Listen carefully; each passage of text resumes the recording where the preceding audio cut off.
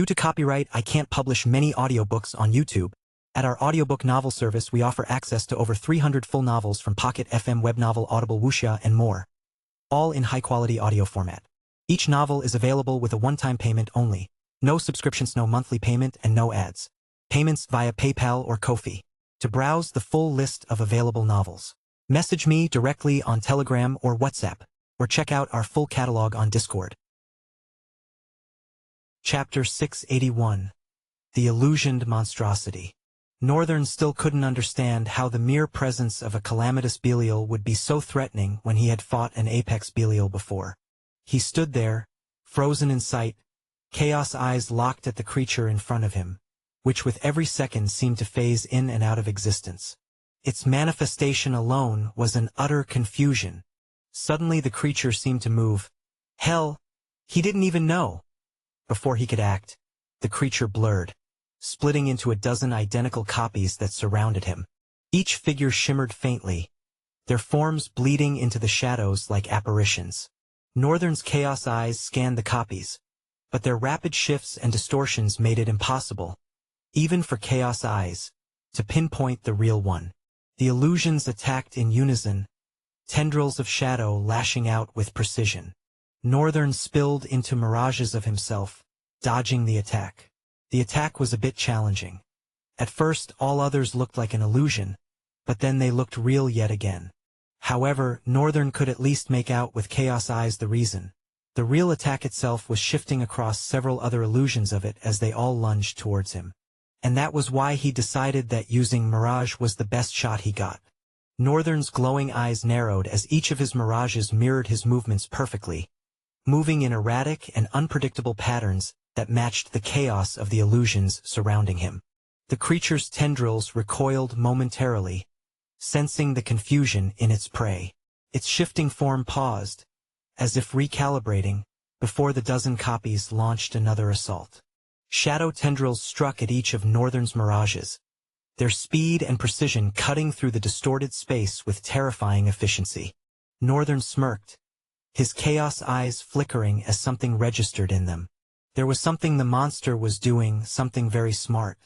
One of the shadow tendrils lashed toward a mirage, but instead of dispersing like an illusion, it met cold resistance. Northern's real form materialized behind the attack, his twin-bladed staff, Grenger, spinning in a whirlwind of motion. The weapon's blackened edges hummed with void essence, slicing through the tendril with a screeching howl. The severed shadow recoiled, dissipating into the air, but the illusions around Northern didn't falter. Instead, they seemed to double in intensity, shifting even faster, their attacks merging and overlapping like a storm of chaos. Northern gritted his teeth as he dashed between the attacks, his movements seamless and calculated. Mirage gave him the edge he needed, his afterimages acting as decoys while he analyzed the creature's patterns. Each flicker of the shadowy tendrils left faint ripples in the air, distortions only his chaos eyes could detect. Northern frowned as they locked onto the faintest delay in one of the attacks. He twisted his body mid-air, void wings flaring to propel him faster, and slammed Grenger into one of the illusions. The impact sent a shockwave rippling outward, and the illusion shattered like glass, revealing a faint glimpse of the true creature within. The shifting entity screeched, its distorted copies flickering as the pressure of Northern's attack destabilized its hold on reality. Northern didn't hesitate. He surged forward, his void wings slicing through the air as he closed the distance between himself and the weakened core of the entity. Chaos eyes burned brightly, peeling back the layers of the creature's deception. It was still shifting, its form blurring and phasing in and out of existence, but Northern could see the threads holding it together, a network of essence binding the illusions to the real monster. The creature was adaptive and deceptive. But unfortunately for the illusion monster, there was no way its form would keep up with Northern. He hurled Grenger again, the weapon spinning like a black comet toward the core. The creature reacted, tendrils weaving a protective barrier of shadow around itself, but Northern had already seen the move, a couple of seconds before.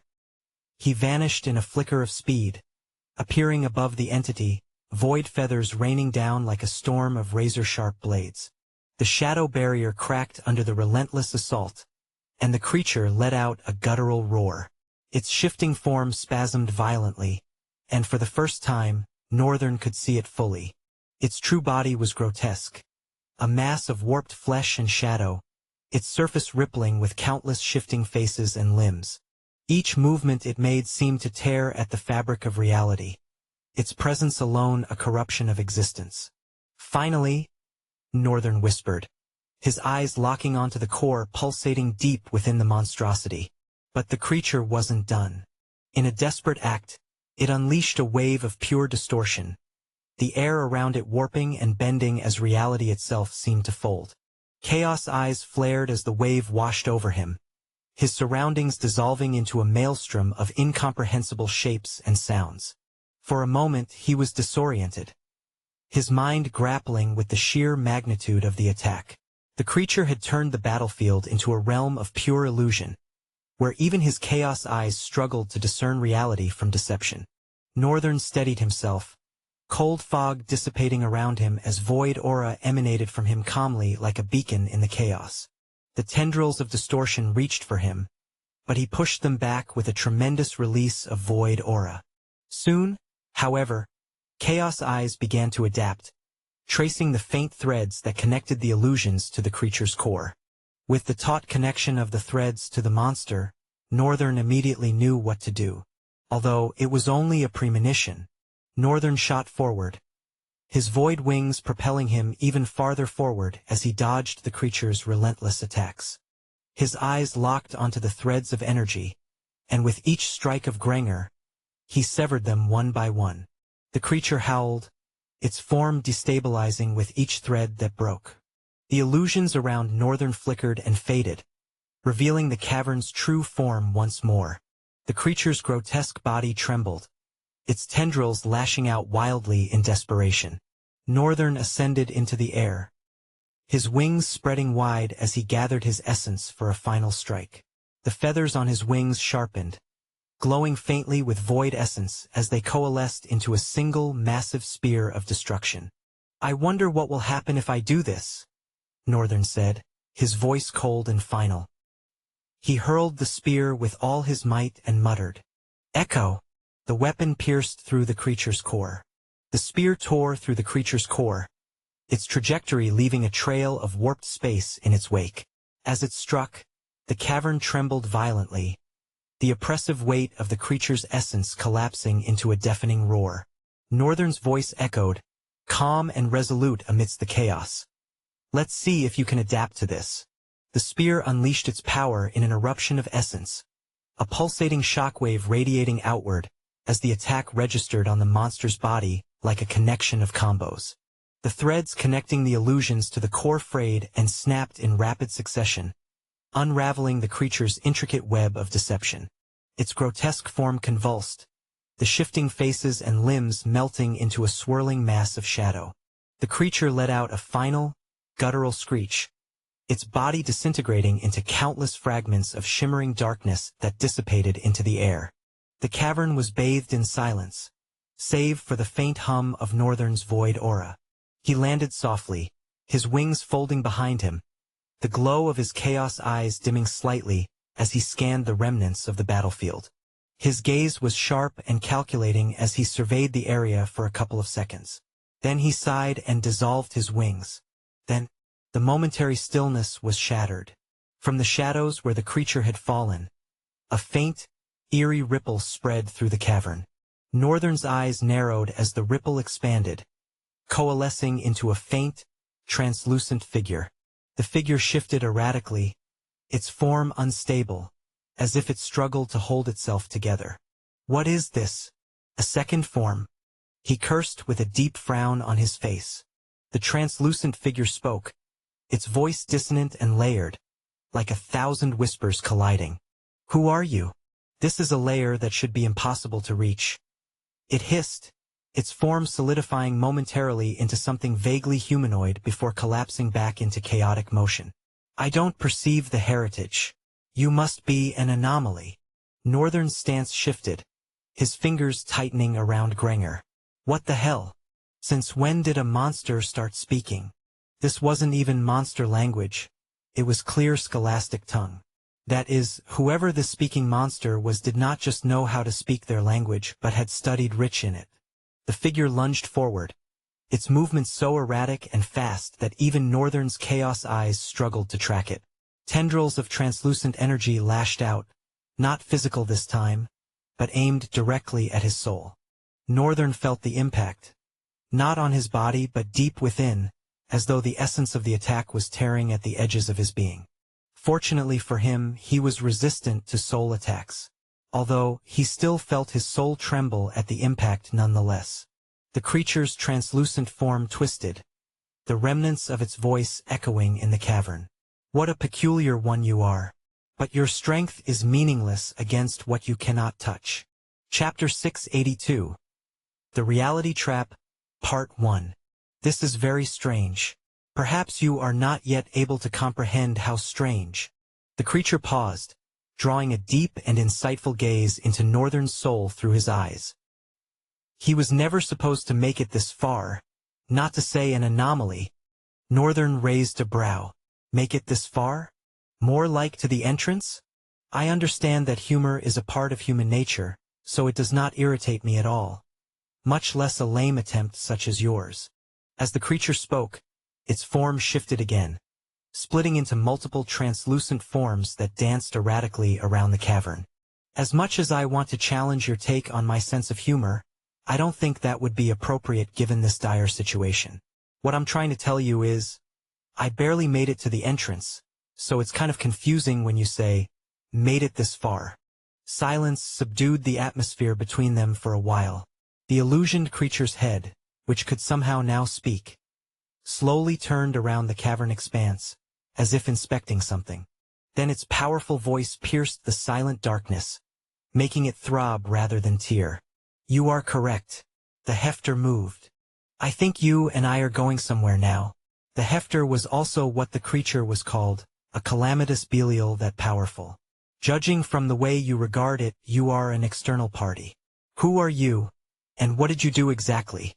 The creature paid no attention to Northern, instead moving around the cave, its illusions splitting out like mirages of movement. Each figure was barely distinguishable from the next, their movements defying logic. Northern stayed in peaceful silence, his eyes calm but his mind vehemently calculating what exactly could be at play here. From the way this person spoke, it should have been impossible for him to have met such a monster. And yet he did. According to the strange person, this meant that it somehow moved toward Northern instead of staying wherever it was supposed to stay while it waited for someone to reach for it. That meant he had something? Or the poor fella just got bored. The creature, after all, could have been staying here for decades without seeing a fighting partner once. Or maybe not. Maybe Ruffsberg made it down here too. Nah, I don't think so. Ruffsberg might be mad, but Northern did not think deciding to fight a Belial would be something he would be crazy enough to do. The last Belial he met was an entire room of Belial statue monsters that were not any less strong than their true form, the Crimson Lord seated in the middle. Although the Crimson Lord was far stronger, the others were a lot to deal with. And Northern was able to easily do away with them with the kind of talents he copied and how DIY made him able to dabble between talents however he wanted. Belials are supposed to be so strong that one of them is undefeatable, and as Northern saw, the apex of them is a convolution of all in one. He saw how Dante was powerless before them. Although Dante was obviously a new paragon, that did not mean that Ruffsberg, who has probably been a paragon for a longer time, would have it any easier. This is why he is so special. Thinking about him almost made him want to grin. Oh damn! I think I am the main character of this world. The creature finally detached from its momentary trance, its translucent form halting mid-air, its presence still erratic yet carrying an unnerving authority. It turned to Northern, its face, or whatever that was, twisting into something resembling curiosity. You are an anomaly, it said, its voice like a whisper layered over a deep, guttural growl. A broken thread in the tapestry of this world. That is why the hefter moved. It sensed you. Northern's calm demeanor didn't falter, but his eyes glowed slightly as he analyzed the creature. searching for any clues to its true nature or intentions. A broken thread? He echoed. You'll have to elaborate. I'm not exactly fluent in cryptic nonsense. The creature's form rippled, as though amused. Your existence distorts the natural flow of things. You don't belong here, your talents, your abilities, your very essence. They bend the rules of this reality. You are the disruption. Northern raised an eyebrow, his grip tightening slightly on Granger. You're saying I'm special. Congratulations, you've caught up. Everyone else already knows. The creature tilted its head, its form glitching unnaturally as it hovered closer. Special is a wrong statement. Your soul composition and tapestry of existence do not align with what I have studied of many souls in this world. The creature's distorted laughter echoed through the cavern, reverberating like shattered glass. The hefter merely recognized that irregularity and was resolved to destroy it. Unfortunately for it, the creature's voice took a low, somber dive before rising back to its usual tempo. Without further ado, I shall dispel you from this place. Northern's calm composure didn't falter outwardly, but his mind raced as he processed the creature's words. Dispel him? That wasn't happening, not now, not ever.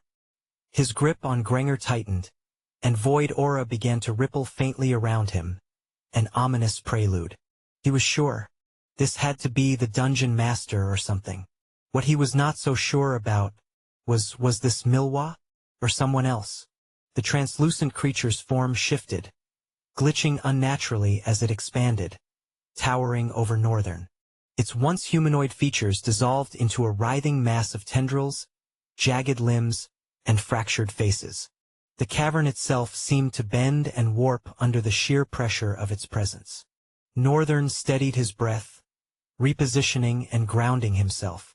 I admire your confidence, anomaly, the creature said, its voice layered with mocking distortion. But confidence alone won't save you. Northern smirked, his eyes burning sharply as chaos eyes picked and locked onto the twisting ligatures of energy that held the creature's form together. Confidence, his voice echoed. No, I've got something better than that. The creature struck first, its tendrils lashing out with terrifying speed and precision.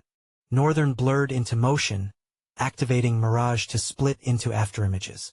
The tendrils smashed into the ground and walls, leaving behind faint ripples in the air, but none touched him. Northern retaliated with a sweep of Granger, void energy crackling along the twin blades as they carved through two tendrils. The severed limbs dissolved into translucent mist, but the creature didn't falter. Instead, it shifted, its form glitching and multiplying into a dozen identical figures. Each figure moved erratically, their movements defying logic as they darted around the cavern. They attacked in unison, tendrils weaving through the air like a storm of chaos. Northern's afterimages mirrored his movements, darting and twisting through the onslaught, but even he could feel the increasing complexity of the attacks. The creature's distorted voice echoed from every corner of the cavern. You can't outpace me, anomaly. I've analyzed your every move. Northern paid no heed to the monster's words. Instead, his mind was sharpened, racing productively as he dodged another barrage of tendrils. This wasn't just brute force. The creature was calculating his movements, countering his strategies in real time. His chaos eyes helped him predict a miniature future, and he devised his entire attacks around the future he predicted. But the monster was bashing every one of his attacks and destroying them with so much ease that he questioned if the monster also had greater foresight. But he just had to really believe what the sentient being had said. It was indeed analyzing every single one of his movements, and has probably analyzed that he had foresight too. Northern decided to stop using the foresight for a while. Instead, Chaos eyes locked onto the threads connecting the figures, tracing them back to a single pulsating core hidden within the swirling mass. So, you're playing Puppet Master, Northern muttered, his smirk returning. Let's see how well you fight without strings. He hurled Granger toward the core, the weapon spinning like a black comet. But before it could strike, one of the creature's figures intercepted it, its tendrils wrapping around the weapon and stopping it mid-air. Did you really think it would be that easy? The creature sneered. Northern's void wings exploded out of his back, launching him forward in a blur of speed. He reached for Grenger, but before he could reclaim it, the creature's core pulsed with a wave of energy. The cavern warped around him, his surroundings dissolving into a kaleidoscope of distorted shapes and colors. For a moment, Northern lost his footing, his senses overwhelmed by the sheer magnitude of the illusion. The creature's voice echoed in his mind, mocking and cold. You can't defeat what you can't perceive. Northern steadied himself and tried to use void aura to push back against the illusion. But it was effortless. Never in his life had he ever seen an illusion so perfectly woven that its ligatures merged seamlessly into reality. This one was not like the former, not even the reality that limitless void created could measure up. This time he might really be trapped. Chapter 683, Crude Extermination. The distorted reality twisted around Northern, folding and unfurling like waves of dark waters, each shift blurring the line between illusion and truth. The colors clashed violently, shapes rippling with jagged unpredictability, and even his chaos eyes struggled to pierce the veil. For the first time in a long while, Northern felt the faint touch of doubt creep into his mind. This was different. The creature wasn't just weaving illusions, it was rewriting the rules of the space entirely. Trapped? Anomaly? The creature's voice oozed from every direction, dripping with malice. You've danced long enough. Now you'll be unmade. Northern exhaled, forcing the doubt down. The void aura around him pulsed faintly as he anchored himself mentally and physically. He couldn't allow this illusion to consume him. He wasn't the prey here. Northern frowned darkly for a couple of seconds. Then his voice came, cutting through the distorted reality like a blade. You are so full of crap. You managed to weave a few things well for once, and now you're feeling like you're making this harder than it needs to be. Why don't you just die so I can continue my exploration? This is me asking nicely. The creature laughed, the sound like a fractured chorus of mockery. No words from it followed Northern's words. It seemed the sentient being behind the moving illusion monster was very aware of this person's mental state. Northern sounded and looked crazy. All the odds were stacked against him. This wasn't a mere illusion. The creature had seen what the Hefter's illusion did to him. Northern had to reasonably expend himself to undo the illusion. And this one was much worse. This one, the sentient being himself, had rewritten fabrics of reality. An ability so high it should belong to the gods of this world, if only any existed. Northern's speed antics that revealed the weakness of the other illusion were going to be useless here. You can never get out of this place. If what gives you so much assurance is that you can always try that trickery again, I am inclined to let you know you will fail. This place will be your grave. I personally will see to it. As the monster had said, along with Northern, both of them were currently standing meters apart in the shifting waters. All four eyes of chaos darted in different directions within each eye, seeking a way out of the illusion. But it was to no avail. Chaos Eyes really was helpless before this one. Northern was amazed and terrified at the same time. Both emotions brought him genuine enjoyment. But he still had to get out of the illusion somehow. A wide grin slowly crept up Northern's face. This caused the monster's constantly distorting face to twist with confusion. You smile at the face of death? How astonishing! The only reason why I am smiling is because I'm not here alone. Northern gestured with his hands, shrugging smugly. If you are here with me, that means I can deal with this thing by dealing with you. Which is, by the way, a piece of cake. The creature's voice echoed, mockery layered within its words. Look at this anomaly. This is the strength of intelligence unbound. A perfect illusion that even your magnificent eyes cannot unravel. If you are thinking defeating me will put an end to this truth, then you have already lost before this fight even begins. The twisted landscape shifted again, the walls rippling as if alive. Tendrils of translucent energy shot out from every direction, moving unpredictably and forcing Northern to act on instinct alone. He dodged with quick bursts, but each evasion felt closer than the last. Northern had looked at all the rest of Dante's talent abilities. They all worked around speed and afterimages and were totally useless in this scenario. All his talents were actually useless. Maybe except a single one. A single one that Northern had been hoping he wouldn't have to use. But now it wasn't looking like he had any choice. Northern appeared in several afterimages as he sank into the shadows, appearing here and there, dodging the strikes of tendrils. He then managed to land. Immediately, his eyes flared with a red light that burned viciously for a millisecond, almost filling the entire illusionscape before dying out. Lock! Then something unexpected began to happen. The creature was unsure at first. All it noticed was that its head was shifting rigorously, phasing into blurs. Slowly, its control on the monster's entirety seemed to be going out of hand. To make it worse, the illusioned world was breaking. "You imbecile! What have you done?" Northern grinned. "I had my doubts, but looks like it does work on monsters." He had thought before that erasure would only work on people with talents. But now that it was working on monsters as well, Northern suspected it affected one's core more than it affected the talent itself. No doubt, this talent was his greatest trump card. That is what makes him very hesitant to use it. He did not want to always resort to locking an opponent's talent except when absolutely necessary. And to him right now, locking the monster's ability was him admitting that with this ability, defeating the monster might not be possible. He did not want to defeat anyone or any creature by having to resort to locking out its talent. He already had the advantage of more than one talent.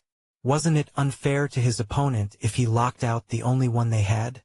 This was why he didn't use erasure, even though he could have easily used it to defeat certain adversaries that he faced. The world of shifting illusions cracked and splintered, jagged lines tearing through the distorted reality. Northern stood firm, watching with a faint but dangerous blue light in his eyes as the monstrous figure before him writhed uncontrollably. The creature's translucent tendrils spasmed and faltered, its control over the illusion crumbling with each passing second. "You mongrel! What have you done?" the creature hissed, its voice distorted with fury. Its form flickered violently, as though fighting to maintain its shape. Northern grinned wider, his chaos eyes glowing faintly as he tilted his head. "Who knew locking your abilities could have so much adverse effect on your entire existence?" The illusion shattered further, fragments of the fake reality falling away like shards of glass. The cavern slowly reasserted itself, its jagged walls glowing faintly with an eerie, natural luminescence. The oppressive weight of the illusion was gone, replaced by a tense, heavy silence. The creature stumbled forward, its massive, grotesque form reduced to something more primal, more tangible. It still held an aura of menace, but with the control of sanity slipping through the hands of whatever that sentient being was, it was less threatening and vulnerable. "You sly anomaly! Don't you dare think gimmicks would be enough to defeat me. This is merely a temporary break." The creature growled, its distorted face twisting with rage. "I am still your death, anomaly."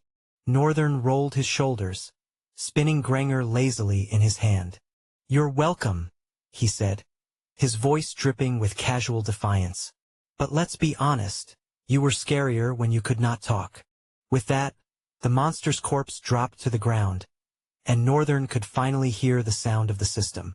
"You have slain a calamitous Belial, Hefter. You have gained 12 talent fragments. For the amount of work I did, twice even, this reward suddenly feels so low." Just as he was complaining, a strange thing happened. The system's voice came again. "You have received a new item." Northern froze. He was so shocked that his senses felt like they went blank for a moment. "Received a new item? Are you sure you are talking to me?" That was, after all, not something that happened enough to be regarded as not frequently. In fact, since he took on the vestige of the Chaos Prince, Northern could count how many times he had gotten items. Although he had never really felt a pressing need for them, all he had within his utilization right now was more than enough for a proper dispensation of his might. Items were an addition to him. With or without them, he still remained as powerful. But certain things he did consider a bit differently. such as the unique ability of Soulforge. He was dying to see what it would birth, and how far he could go with it. Perhaps creating a weapon tied to one's soul would be possible? With joy leaking from his facial features, Northern raised his head and glanced around the cavern. Nothing was there anymore. The illusion monster and the being that hijacked its functionality after its first defeat were gone. Temporarily, at least. If he was the dungeon warden of a sort, Northern knew for sure their paths would still cross. Not even when he just got so interested in exploring this dungeon even more. Putting all those thoughts aside, Northern could wait no further to inspect the item he had received from killing a calamitous Belial. I'm sure it will be groundbreaking. Chapter 684. Illusioned Hefter. Northern steadied his breath as a new panel flew out before his face. Item. Name. Illusioned Hefter. Type. Weapon. Grade. Legendary. Order. 3. Description. Certain illusions that the Hefter was unable to create exist in this steel. It could create a world of stars today, and create a dimension of destruction tomorrow. Northern's eyes slowly widened as he read through the lines of runes. His lips curled afterward. No less expected from defeating a Belial. The grade and effectiveness of many items received depended on the rank and danger level of the monster defeated. Scholars dedicated to studying rift science had proposed that the intensity of the battle, the origin of the monster, and the will of the monster also played significant roles in determining what grade and order of items drifters received. Northern had just randomly heard about that while growing up, so he didn't know enough to consider the notion thoroughly. But this sword and what it took to defeat the Hefter, especially after its senses had been hijacked by the dungeon warden, was backbreaking. So, seeing this sword like this, he didn't consider it so much of a wasted effort. He shifted his eyes away from the panel and traced them down to the sleek sword in his hands. The sword had no hand guard. Its silver hilt was engraved with what looked like a wavy dragon, then wrapped by white linen that extended downward. The blade had a neat and flawless surface, as if water had been forged into steel of silent destruction. Even in the darkness of the cave, Northern could clearly see the reflection of his radiant blue eyes, recognizing once again how resplendent they were. The blade felt light in his hands, almost weightless. He swung it sideways. A faint screech tinged at the tip of his ear as the blade parted through the wind. A satisfactory grin climbed his face, his eyes brimming. It's good. He needed a sword. Stainless was a good sword, no doubt, but he did not feel entirely comfortable using an odachi. He had even proposed it to Byran before. The Sword King had vehemently refused to let Dark Mortal go, saying, "There's just something about that sword that sits well with me." He should have seen the sword that slayed him. Soul Taker was his favorite. The sword was a weapon that would forever be etched in the pages of his heart. While he felt pained about it being broken thanks to some damned Kirathon that just wouldn't die, he also acknowledged that the likes of Revunt and Byran are his void subordinates today thanks to its gruesome death. How strong must Soul Taker's wielder have been to be able to kill these people? Or perhaps wielders, Northern wondered. He sighed and went on to inspect the next part of the sword. The interesting part. Order ability. Illusion Sword. Blink. Whispers of Regret. Illusion Sword. This ability can be consciously activated. When used, the blade of the sword becomes invisible to the naked eye and can cast illusions of blades upon its target. Blink. You can blink out barrage, creating a better chance at counterattack. Whispers of Regret. With every missed swing is a faint whisper. This whisper can become so strong it can cause you to lose your senses and go berserk. Northern contorted his face in irritation when he saw the last runes of description. Now, that is one uncomfortable ability there. He glanced at it with disgust once more before dismissing the panel. Now that the strange anomaly had been dealt with, all he had to do was continue exploring the dungeon. His plan was to go as deep as he could, see what he could discover about the dungeon, and leave the rest to his clones and void summons. That meant that during the duration they would be exploring the dungeon, Northern would be left with no subordinates at his disposal. But he did not care about it. After all, there was a cause for him doing all of this. One last thing was there that he hoped would happen and at the same time not happen. He advanced down the cavern tunnel that was now looking like the disheveled bowels of a macabre. Broken stones and cracks marked the dark scenery, a morbid testimony that a terrifying fight had occurred here. After a couple of minutes of walking, Northern finally reached out of the cave into a wide area, like the one he had seen before. Except this one's atmosphere was not charged with crippled time and faint waves of lightning. However, Northern felt a pressure drop on him the moment he stepped into the open space. A very powerful gaze suddenly settled on him. Immediately, Chaos' eyes flared open, his polychoria pupils diligently searching in every direction. They finally merged back together, a faint yet tumultuously dangerous light glowing in his eyes. He opened his hand, the sleek sword manifesting into his hands.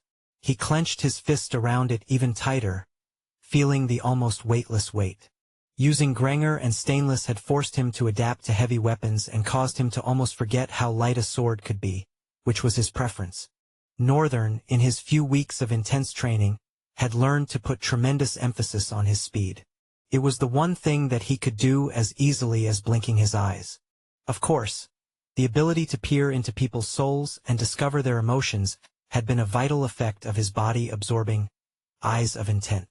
And now Windstride was also taking effect, significantly making his legs as light as feathers. What was more terrifying, however, was that there was not yet a limit to how fast his body could run. He was not yet running at the speed of light, but Northern could feel such a level of speed coming closer. On the bad end of such a great phenomenon was the fact that his stamina could be depleted completely with just a simple run, should he get that fast.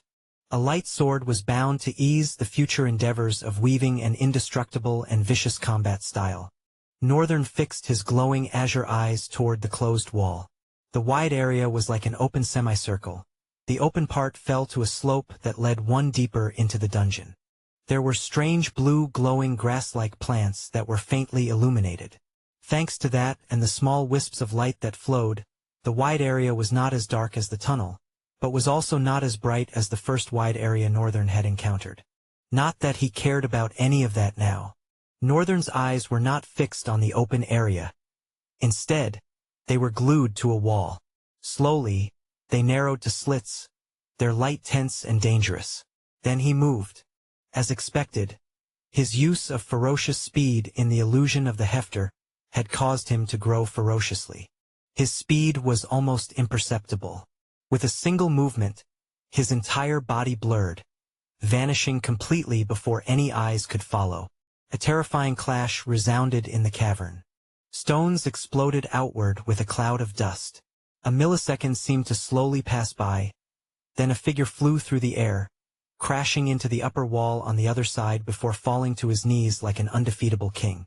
The cloud of dust that was created upon impact slowly dissipated, revealing black hair with bluish roots and tips, ferocious eyes dangerously glinting in the darkness. A thin blade that looked almost like a sheet of metal flattened to the width of a paper hummed with a soft white radiance in his hands. Northern slowly rose to his feet, his eyes still locked on whatever it was he had collided with behind that wall. Just as he straightened completely, another figure, much larger, blurred out of the wind of dust, blurring through the air and landing all in the seamless flow of barely 1 second.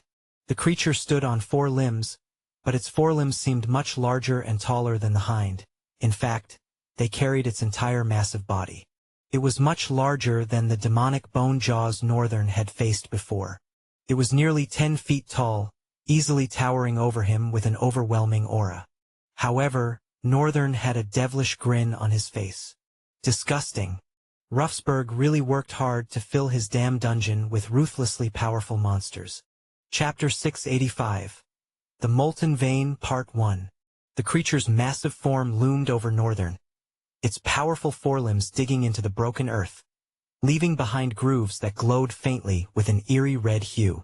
Its elongated head twisted unnaturally, jagged teeth visible through a partially cracked maw that emitted low, guttural growls. Its body was encased in thick, pulsating muscle, the surface veined with glowing molten streaks that pulsed like a heartbeat. Northern's grin widened by the passing second, his chaos eyes burning brighter, their glow dancing across the dark expanse like twin beacons of primal wickedness. The creature didn't wait for pleasantries. It moved, its massive frame blurred, crashing forward with astonishing speed that belied its size.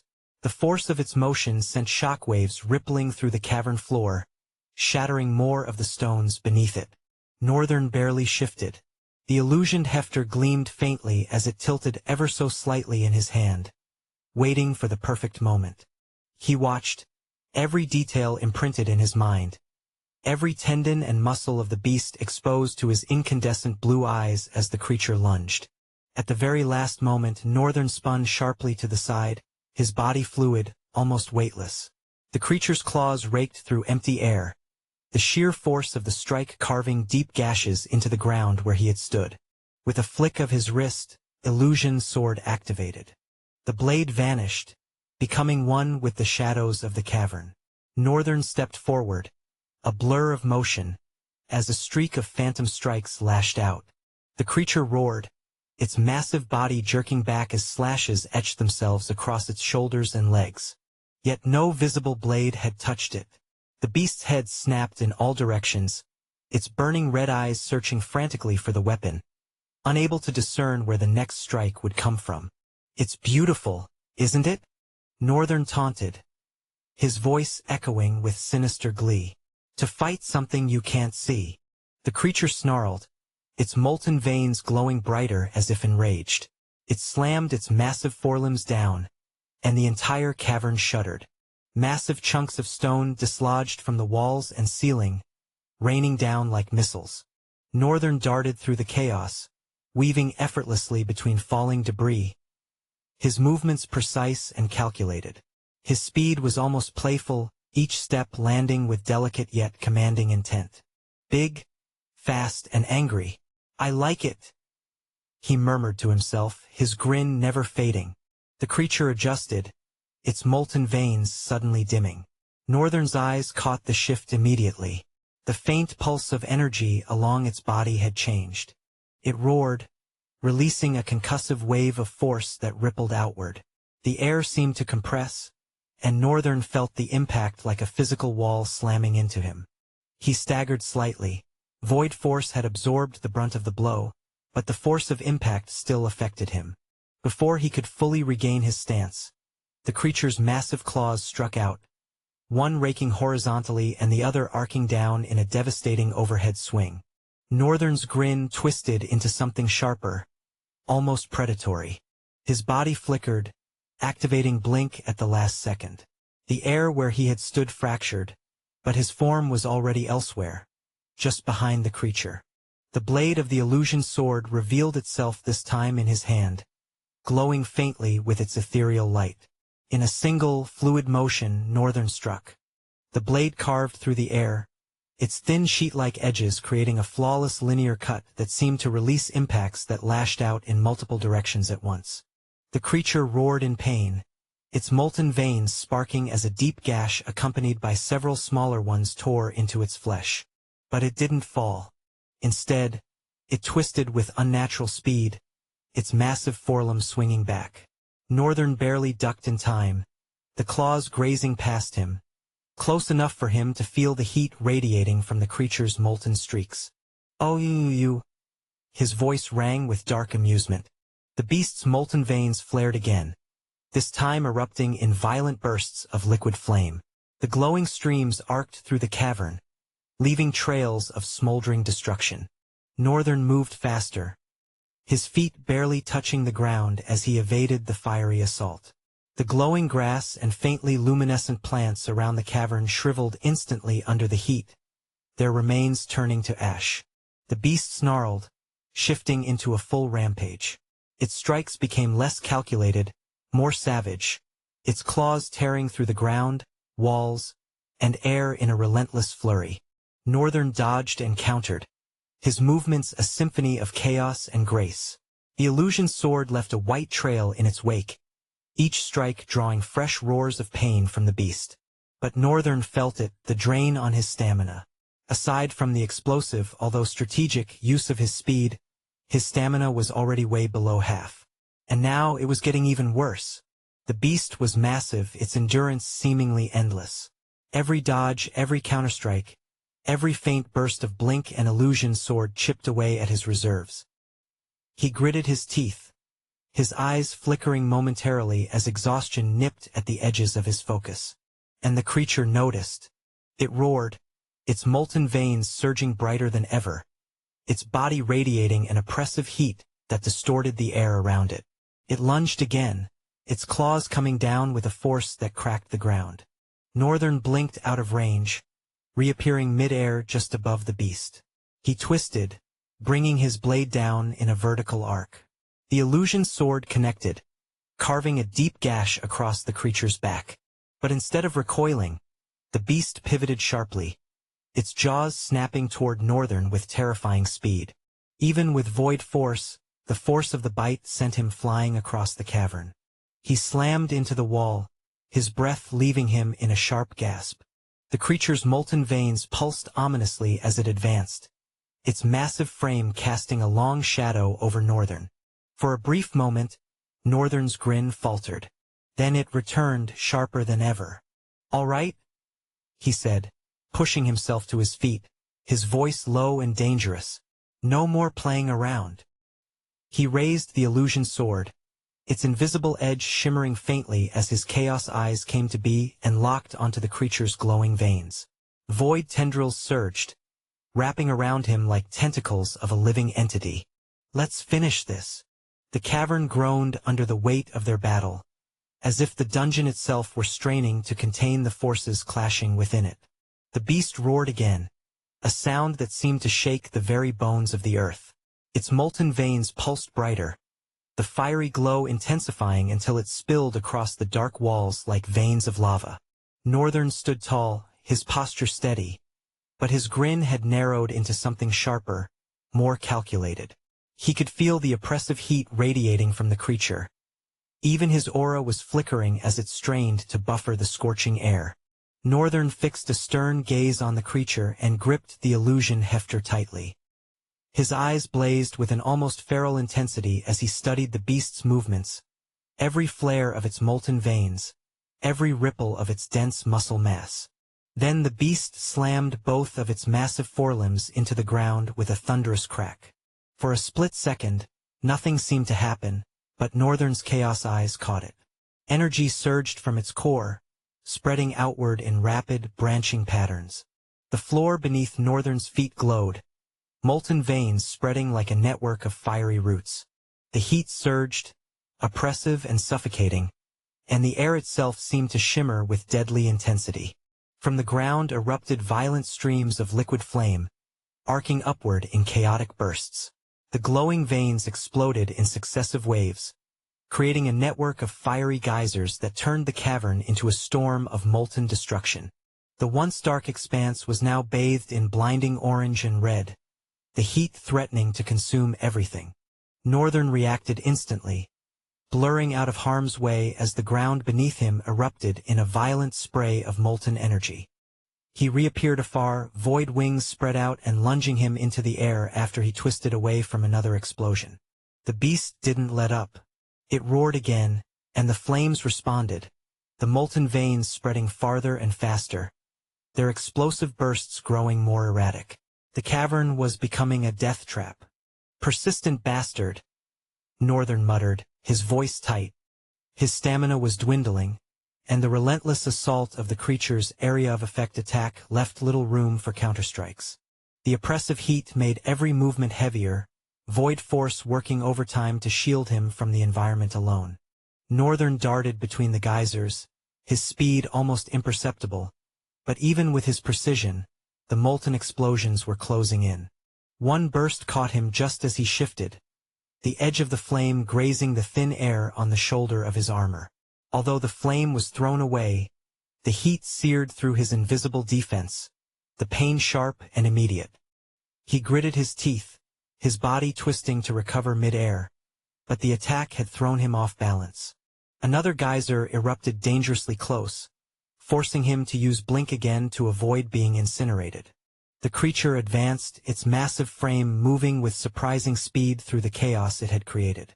Its molten veins pulsed with deadly energy, each step spreading more fiery destruction. Its jagged maw twisted into a grotesque grin, as if it knew it had the upper hand. Chapter 686. The Molten Vein Part 2. This bastard! Northern spat, his grin returning despite the pain lacing his body. His eyes flared again, locking onto the beast's molten core, now brighter than ever. You're not the only one who can turn up the heat. He steadied his breath, the aura around him thickening like a living shield. The faint glow of his eyes intensified, and with a sudden burst of motion, Northern launched himself forward. The beast's fiery geysers erupted in his path, but Northern didn't blink away this time. Instead, he surged through them as a torrent of black flames exploded from his body, clashing against the brunt of the heat. Void tendrils lashed out like whips as he ran, striking at the fiery bursts to dissipate them before they could reach him. Closing the distance, the illusion sword shimmered in his hand, its blade slowly turning invisible to the naked eye. Northern swung it in a wide arc, creating a long and strong strike that lashed out at the creature's molten veins. The beast roared in frustration, its molten veins flaring again. This time, the explosions merged, creating a massive pillar of flame that shot upward, threatening to engulf Northern entirely. Not this time, Northern growled. He moved faster than ever, his void wings propelling him upward just as the pillar erupted. Then the black flames expanded like a cloak suddenly thrown. They connected with the pillar and encroached it in streams of black flames that seemed to, like a terrible plague, devour it. Northern slowly landed, keeping the illusion sword tightly clenched in his hands. His eyes fixed on his target as he descended. The teaching and style of chaos art was slowly evolving with every battle that he fought, and through the formlessness of the chaos he wrought in every battle, and more importantly, the uncontrolled destruction that lashed out through it. Northern style was, through it, grasping the essence of battle and slowly reshaping his heritage. Northern's descent was a storm in itself, the winds howling in protest as his void wings cut through them like scythes. The invisible blade of the illusion sword gleamed faintly under the oppressive glow of the molten battlefield, like a thin light of radiance leaving the air. Below, the beast reared back, its molten form pulsing with unstable fury, its core like a blazing sun threatening to erupt. The ground beneath Northern cracked and splintered as his momentum landed him, his entire being a weapon of singular purpose. The air rippled as he swung the blade downward, a crescent arc of devastation surging forward, an unseen force that carved through the atmosphere with a deafening roar. The strike connected. A section of the beast's molten shell exploded outward, shards of its hardened magma skin raining down like fiery shrapnel. Black flames snaked into the open wound, hungrily consuming the exposed molten veins. The beast howled, a sound so guttural and raw that it seemed to shake the world itself. The roar of agony morphed into a new wave of attacks. The creature reared its massive body, its eyes dimming briefly before it unleashed a cascade of fiery tendrils, each one seeking Northern with deadly intent. The ground liquefied into pools of magma wherever the tendrils struck, forming a treacherous, molten landscape. Northern was already moving, his void wings slicing through the air as he twisted and turned, evading the deadly appendages with hair's breadth precision. One tendril lashed too close, grazing his side, and the searing pain ignited a burst of adrenaline. He gritted his teeth and retaliated, void tendrils lashing from his body to intercept the fiery ones. A chaotic dance of opposing forces colliding in the air. The battlefield was a nightmare. A storm of black and molten flames, the air choking with ash and heat. Northern thrived in the chaos eyes scanning for the slightest openings. Every movement of the beast, every flicker of its molten core, spoke to him in a language of violence he understood instinctively. There, its left flank. The molten veins pulsed unevenly, their glow faltering under the onslaught of his flames.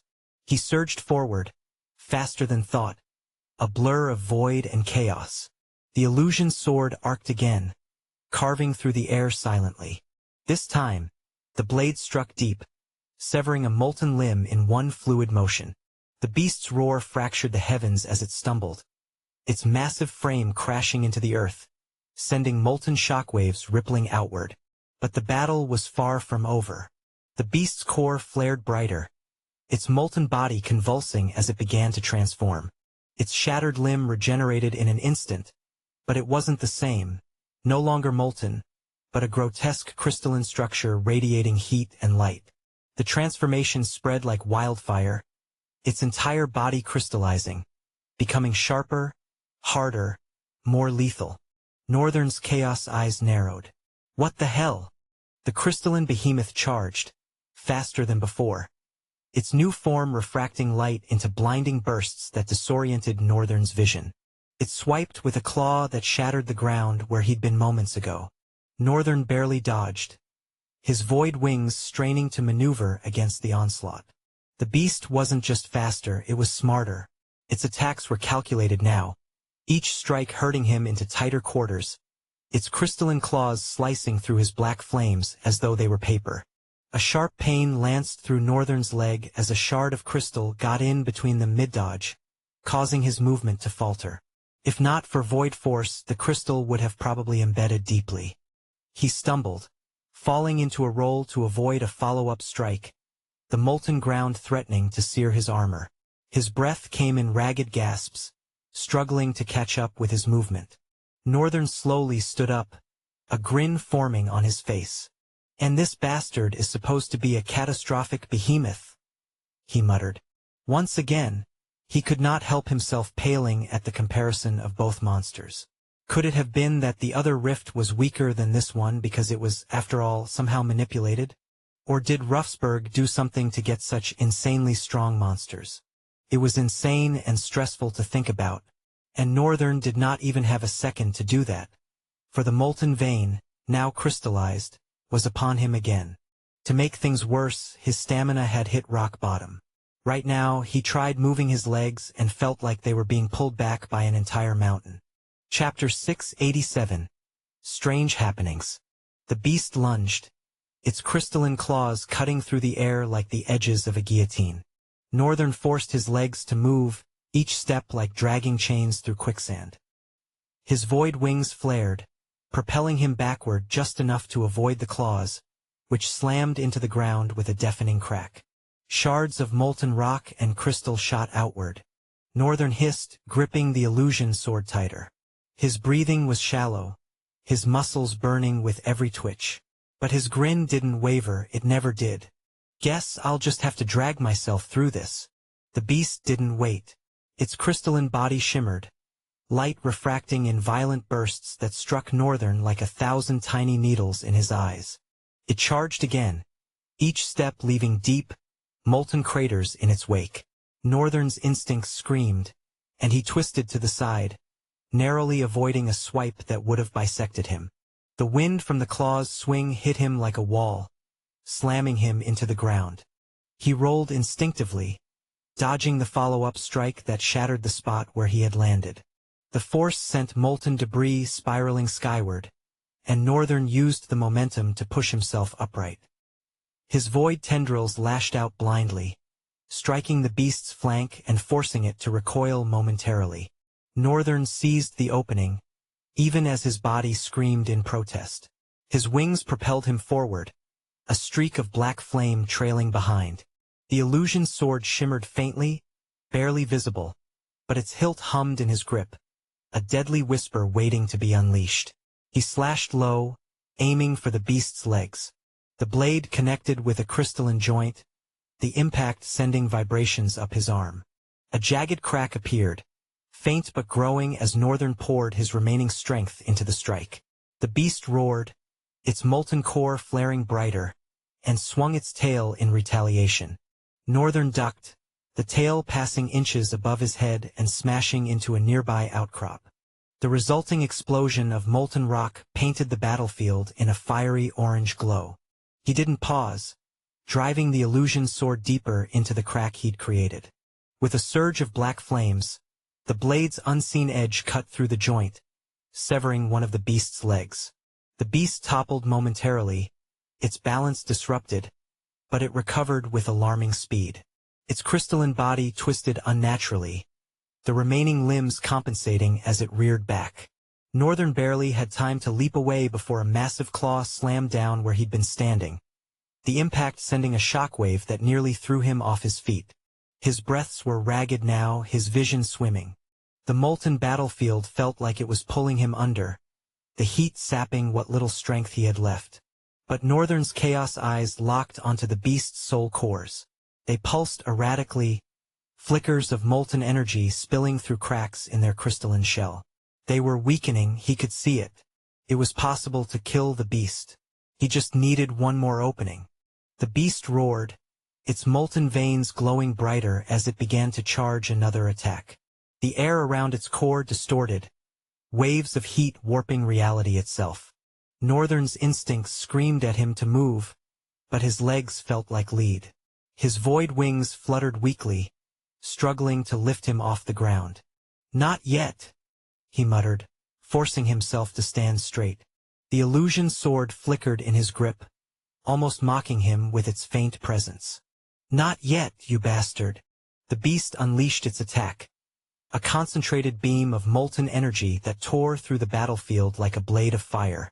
Northern threw himself to the side, the beam grazing the air on his side, as void force sturdily prevented it from harming him for one beat, although the heat could not be defended against and left a trail of smoke. His polychoria eyes all flared at that moment with an intense and cold light. Using what little void essence he had left, Northern pushed himself upright and launched forward with an overwhelming explosion of black flames. The beast's beam followed him, carving molten trenches in its path. The void wings became more unstable, returning to their tendril forms and lashing out, striking the ground to propel him faster, each movement precise and desperate. As the beam closed in, Northern twisted his body midair, the unstable void tendrils on his back snapping open like a bird in freefall. The sudden maneuver carried him above the beam, and he dove straight toward the beast's core. The illusion sword shimmered, its presence growing sharper, more lethal. Northern gritted his teeth and swung the blade with every ounce of strength he had left. The invisible edge carved through the beast's crystalline chest, striking the molten core directly. And Northern muttered, "Echo!" The battlefield froze for a heartbeat. The beast let out a guttural roar, its core cracking open like a shattered gem. Molten energy erupted outward in a blinding explosion, consuming everything in its path. Northern barely had time to react as the blast flung him backward. He hit the ground hard, sliding across the molten surface until he came to a stop. His body was battered, his armor scorched, but he was alive.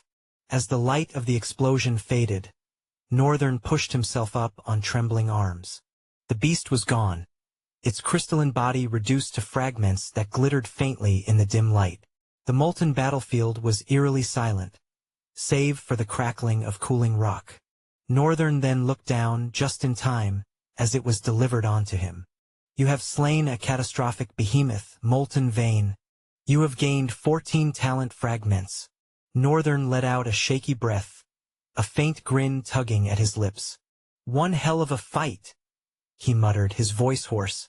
He staggered to his feet, the illusion sword fading from his grasp. His legs felt like jelly, his body screaming in protest with every step. He staggered and slumped to his butt before letting out a long and tired sigh. Just then a new notification popped up before his eyes. "Congratulations. You have received a new item." Northern's eyes widened. No. "No way, not twice in a row." Chapter 688. A New Armor. Northern was certainly not expecting 2 items in a row from fighting in the dungeon. He had been slaying monsters for the past year, both in the Dark Continent and Central Plains, and could count the number of times he had received items. As a matter of fact, he guessed that those items he received in his early days were because he was not yet considered an anomaly. However, the moment he specifically stopped receiving items, he was sure all had considered him a strange happening in some way. He did not complain about it at all. Not gaining items on his kills pained him. It restricted him from renewing his collections of weapons and armors. The only two armors he had gained were Twilight Dawn and Night Terror. The former, he had rendered to the clone he sent away with Hao. The latter was all that he had left, and it was slowly deteriorating. His weapons, too. Stainless was a lucky gain from killing Cal. All he had owned to himself was Soul Taker, 2 daggers, and Dark Mortal. He had a couple of charm items and utility ones, but he had sold them all to Hao in exchange for this necklace that had never once left his neck. Being able to dive under the water and fight the Kirathon was no skill work, or an art and act of perseverance. Northern owed it all to the costly necklace. And so, on that note, it was a great buy from Hao. Because of it, most of the items he gained from his first rift had been gone, leaving only the strong weapons. And ever since that first rift, he had gotten items perhaps only twice or thrice, and they were not even worth his time.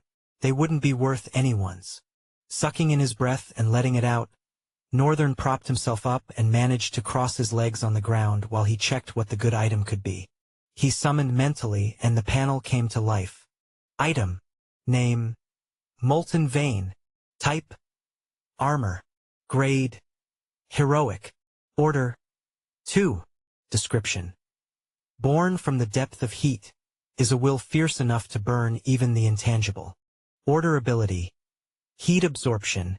Fiery stomp. Northern's eyes lit up with stars dancing in their depths. A heroic armor. Night Terror was the only heroic grade item he had, and he could testify to how terrifying the armor was. Adding one more to his collection of battle wearables was so amazing he could feel butterflies flutter in his stomach. Unable to keep the joy within anymore, Northern immediately summoned the armor. Following his consent, delicate weaves of black threads flowing like sentient beings with subtle sparkles in their trails wove themselves around his body. Something dark that seemed to drink the little light around it appeared on his body. The plates were a deep, shadowed black, jagged and angular, as if carved from the bones of a forgotten god. They overlapped seamlessly, each piece fitting together like scales on an apex predator. The surface wasn't smooth. It rippled with veins of cooled molten magma, their glow faint but alive, pulsing with a fiery red-orange hue. These veins twisted and branched across the armor like living things, casting faint, hellish light that hinted at the dormant heat lurking within. The chest piece was a masterwork of malevolence. The pauldrons jutted outward, wickedly spiked, as if daring anyone to come too close.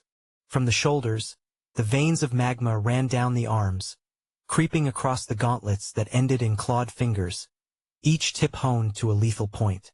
Faint wisps of smoke curled upward from the cracks in the armor, and the air around it was heavy, charged, as though the armor carried the weight of a long-forgotten inferno. His helm was the crowning terror.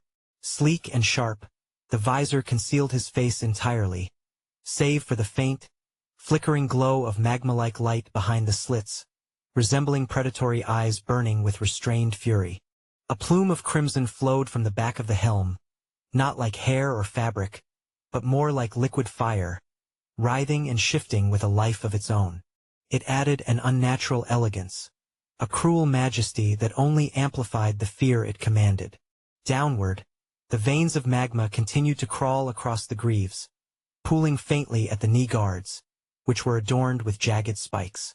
The boots were heavy and brutal, their soles marked with fiery trails that scorched the ground he was standing on. The armor breathed menace with every pulse of the molten veins, every faint wisp of heat that escaped its surface. Standing before it, the air felt heavier, hotter, as though the world itself recoiled in submission. It was not merely armor for battle. It was the embodiment of destruction, clad in a living furnace of despair. Despite its ferocious build, the armor was nice and easy to move within. Northern flexed his hands a bit, rolling his shoulders to see if there were any restrictions, but his hands and joints flowed freely. A smile curled on his face, although it was totally hidden by the helm of the armor. "I love it!" His voice echoed in the cave. Now he could let the Night Terror armor rest a bit. This new armor, Molten Vein, would undoubtedly serve him as well as Night Terror did. But regardless, he had no mind to go into battle anytime soon. The monsters here were too strong. My stamina is being gobbled up at an abnormal rate. It is so strange. Even though he admitted that those bursts of speed he used to break away from the Hefter's illusion were indeed a lot of strain on his stamina. Northern did not think it was enough to render him that tired in his last battle. He really almost could not move at all. And even right now, standing in the armor, his legs, mainly his joints, were aching so much he just wanted to lie down and fall asleep. He felt entirely drained. It was so unnatural. Suddenly, the cave began to tremble. Northern frowned, looking around and raising his head. The sound was like 100 thunderous steps rushing inhumanely towards a certain direction. Northern opened Chaos' eyes for a moment. Since he couldn't see through walls yet, he decided to take a sneak peek into the near future to see what was going on. As Chaos' eyes merged back to his normal eyes, a strained grin framed his face.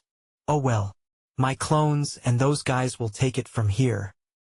He vanished from the scene, going to rest in the bosom of the limitless void.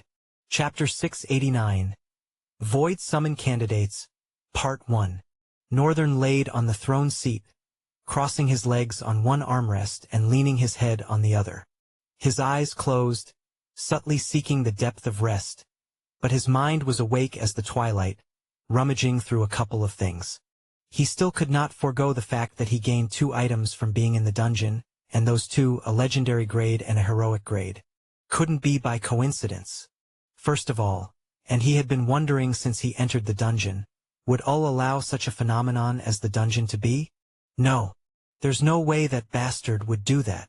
Northern had been able to see a glimpse of Ull's personality from how he was dealt with and through Terrence. Ull didn't seem like the kind to let anomalies pass by.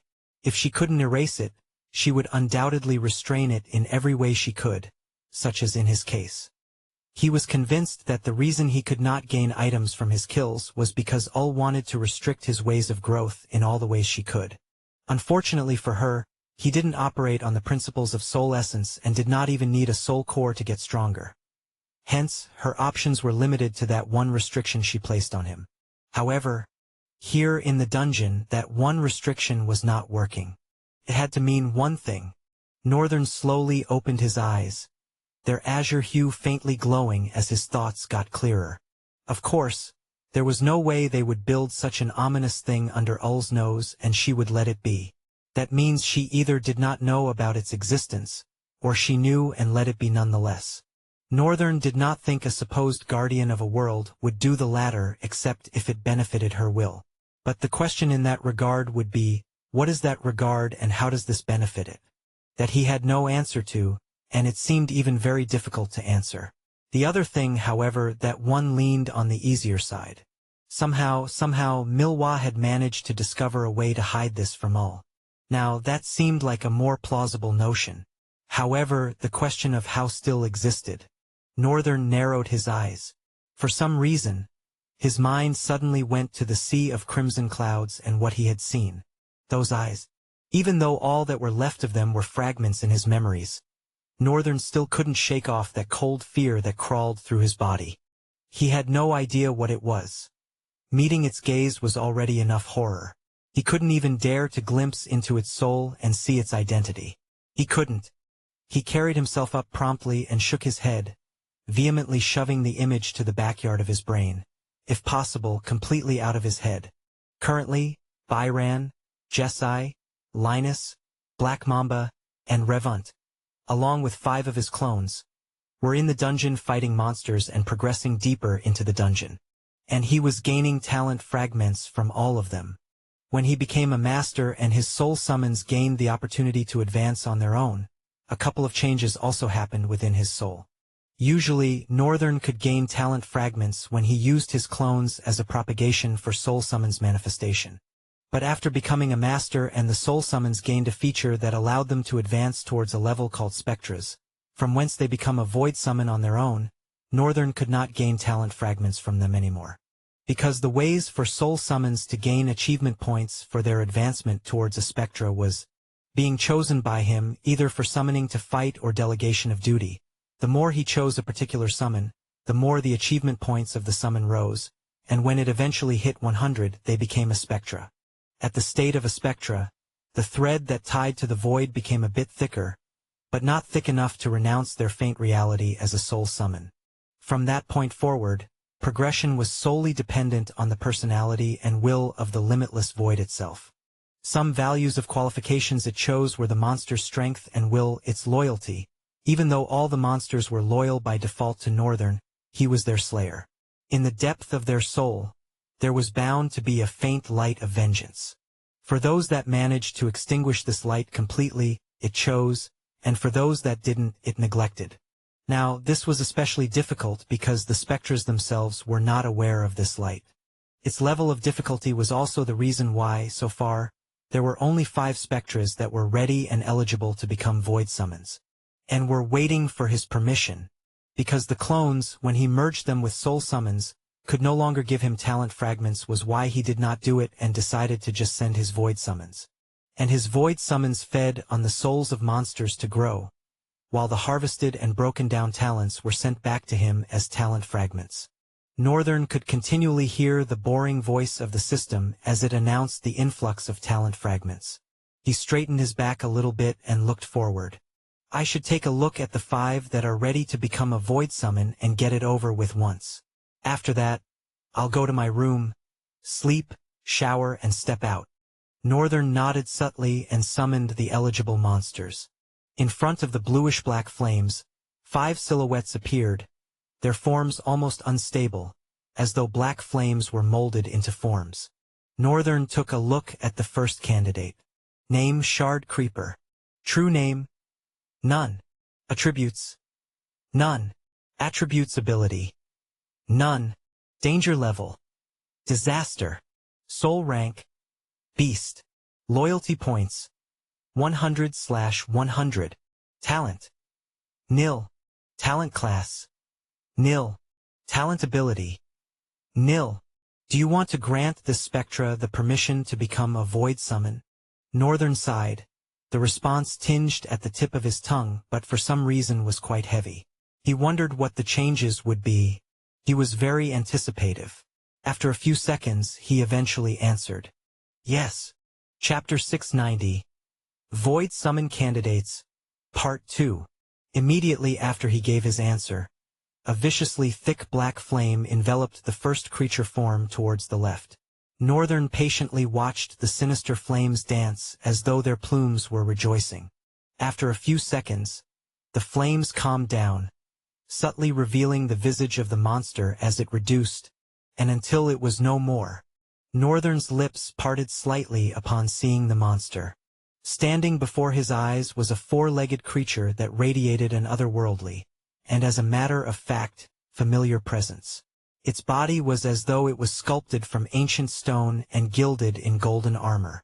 Each plate of its armor was etched with intricate geometric patterns, swirling and spiraling in perfect symmetry, as if woven from the threads of a forgotten cosmic order. Its horns curled outward in magnificent arcs, massive and imposing, each ridge carved with the same ornate designs that adorned its body. Despite their grandeur, the horns bore no imperfections. They were flawless, untouched by time or battle, as if forged from pure celestial gold. The ram's eyes glowed faintly, twin embers of molten gold, exuding an ancient wisdom that seemed to pierce through the veil of reality. It stood atop solid hooves, each step echoing with a deep, resonant thrum, as though the ground of the limitless void itself acknowledged its presence. Northern was quite stricken with confusion. He couldn't tell exactly when he had killed such a monster without taking 10 looks at its unique appearance. Except it was during the avalanche of monsters, the rift shatter in Lothelowin. The answer came to him. He stared at the shard creeper for a couple of seconds and chuckled lightly. Still, having a goat as a void summon is hilarious. Let's look at what it has. Northern fell silent as he read. Name: Shard Creeper. True name: Unattained. Danger level: Disaster. Void rank: Echo. Void ability: First Shard. Soul fragments: 0/1000. First Shard. The Shard Creeper, upon its reawakening and amplified by the power of the void, has become an actual creeper. The first shard grants the shard creeper the ability to creep into people's forgotten memories and harvest the shards. The shards can be used to weave a limited reality by the shard creeper. Northern's mouth fell as he read the end of the ability description. If he was reading right, this meant that this goat could enter into people's minds, particularly their forgotten memories, take the shards of the memories, and in turn use them as a weapon to weave a certain reality for a person. Northern's eyes stayed on the panel, his hand gently rubbing his chin. "That can't be all," he muttered. "There had to be something that happens in that reality." However, Northern did not think he would be able to see it except if the shard creeper used its abilities. He smiled with satisfaction and went on to the next. Name, Spirit Linen. True name, the Star's Apparel. Attributes, all in one. Attributes ability, adaptive wearing. Danger level, catastrophe. Soul rank, Hellion. Loyalty points, 100/100. Talent, nil. Talent class, nil. Talent ability, nil. What a weird one this is, Northern muttered before consenting to the next evolution. The same thing that had happened with the golden goat happened again. And Northern for the second time was shocked to see a cloth floating before his eyes. Is this a joke? What sort of monsters did I fight then exactly? They were so many and like a flood that he did not even take note. He did not even remember fighting a cloth. The robe hung in midair, weightless and ethereal, its presence more akin to a living mist than a garment. Crafted from a dark, flowing fabric that rippled like liquid shadow, it shimmered faintly with a soft, icy blue glow. Strange patterns etched across the chest and lower hem of the robe pulsed intermittently, as if breathing with sentience. The shoulders were adorned with crystalline protrusions, jagged yet elegant, emitting a cold luminescence that bathed the surrounding air in a ghostly light. From these shoulders trailed long, spectral extensions, like frozen tendrils of mist that danced and shifted with an unnatural grace. They seemed less like fabric and more like the remnants of a fading storm, ever in motion, whispering softly as if carried by an unseen wind. At the center of the waist, a single glowing gemstone was embedded in a band of dark material, its radiance pulsing rhythmically, in sync with the faint hum that filled the air around the robe. The lower edges of the garment were tattered and uneven, as though worn down by centuries of exposure to ethereal forces, yet they gave no indication of fragility. Instead, they seemed more like fragments of a shattered realm clinging to the physical plane. Northern breathed in deeply at the elegance of the robe. Then he looked down. Name, Spirit Linen. True name, the Star's Apparel. Danger level, catastrophic. Void rank, Echo. Void ability, all-encompassing. Soul fragments, 0/1000. All-encompassing. After reawakening with the void, the Spirit Linen, which before could possess the corpse of any monster to use as its own body, can now only merge with its void master's body, creating any form of clothing the master desires. Northern's lips curled. In other words, I don't need to spend money on clothes anymore? This was a great boon, seeing as he spent little to no effort on what he wore. This would save him a lot of money too, and also, he could literally make the Spirit Linen be anything he wanted it to be. Although he wondered if there were other perks that came with wearing it. Just like the information was limited with the golden goat, Northern guessed it was the same with this Spirit Linen. His heart now leaping, Northern moved to the next candidate. Name, Siegfried. True name, Light of Featherstone. Attributes, Way of the Wind. Attributes ability, nil. Danger level, nil. Soul rank, Vagrant. Loyalty points, 100/100. Talent, the Light Pattern. Talent class, B. Talent ability, a ray of light, illumination, radiant. An elf. From seeing the attribute, Northern could already tell. The one thing all the elves he had met had in common was that attribute. Perhaps this was one of the elves he killed under the dawn of Freedom Cathedral. Permission granted. Chapter 691. Void Summon Candidates, Part 3. Flames enveloped the silhouette and after a couple of minutes, reduced to reveal the person standing. It wasn't quite what Northern expected to see. It was a figure both noble and imposing.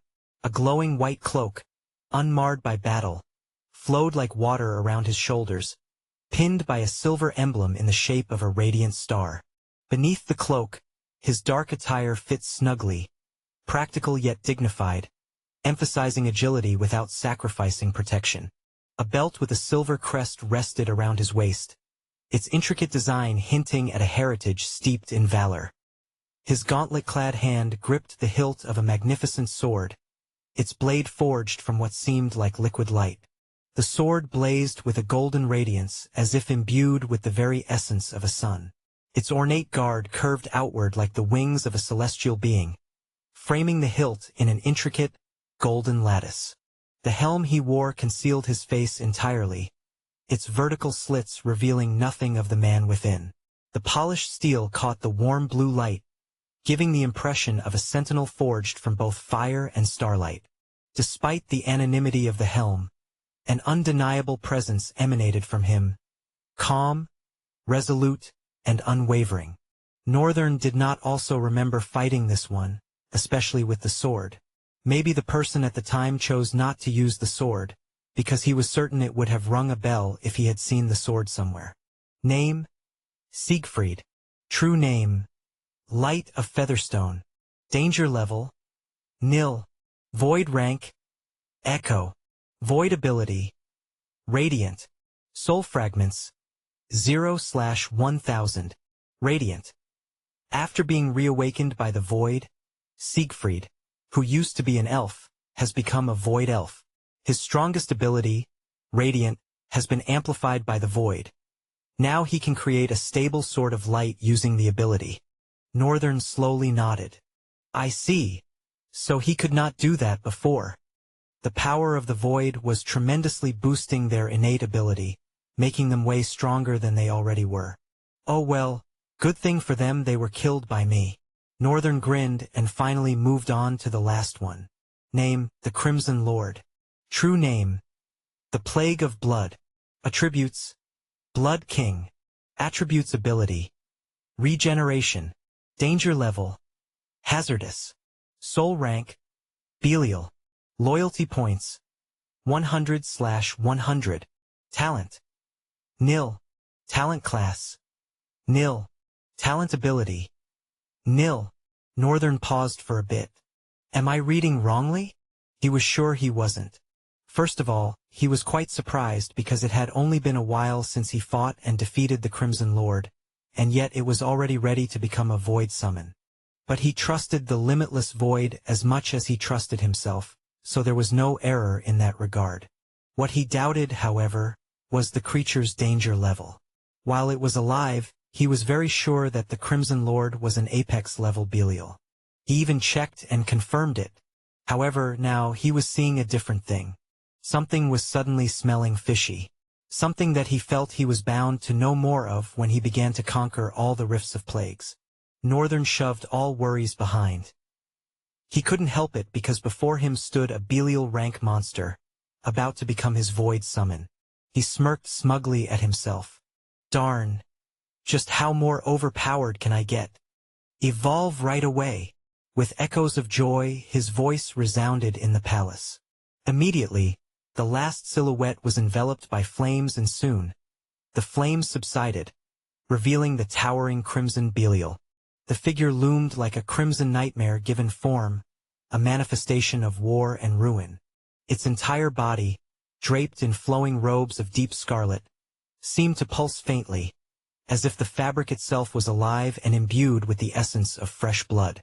Jagged armor plates lined its chest, overlapping like scales, each piece gleaming with a metallic sheen that caught the faintest hint of light.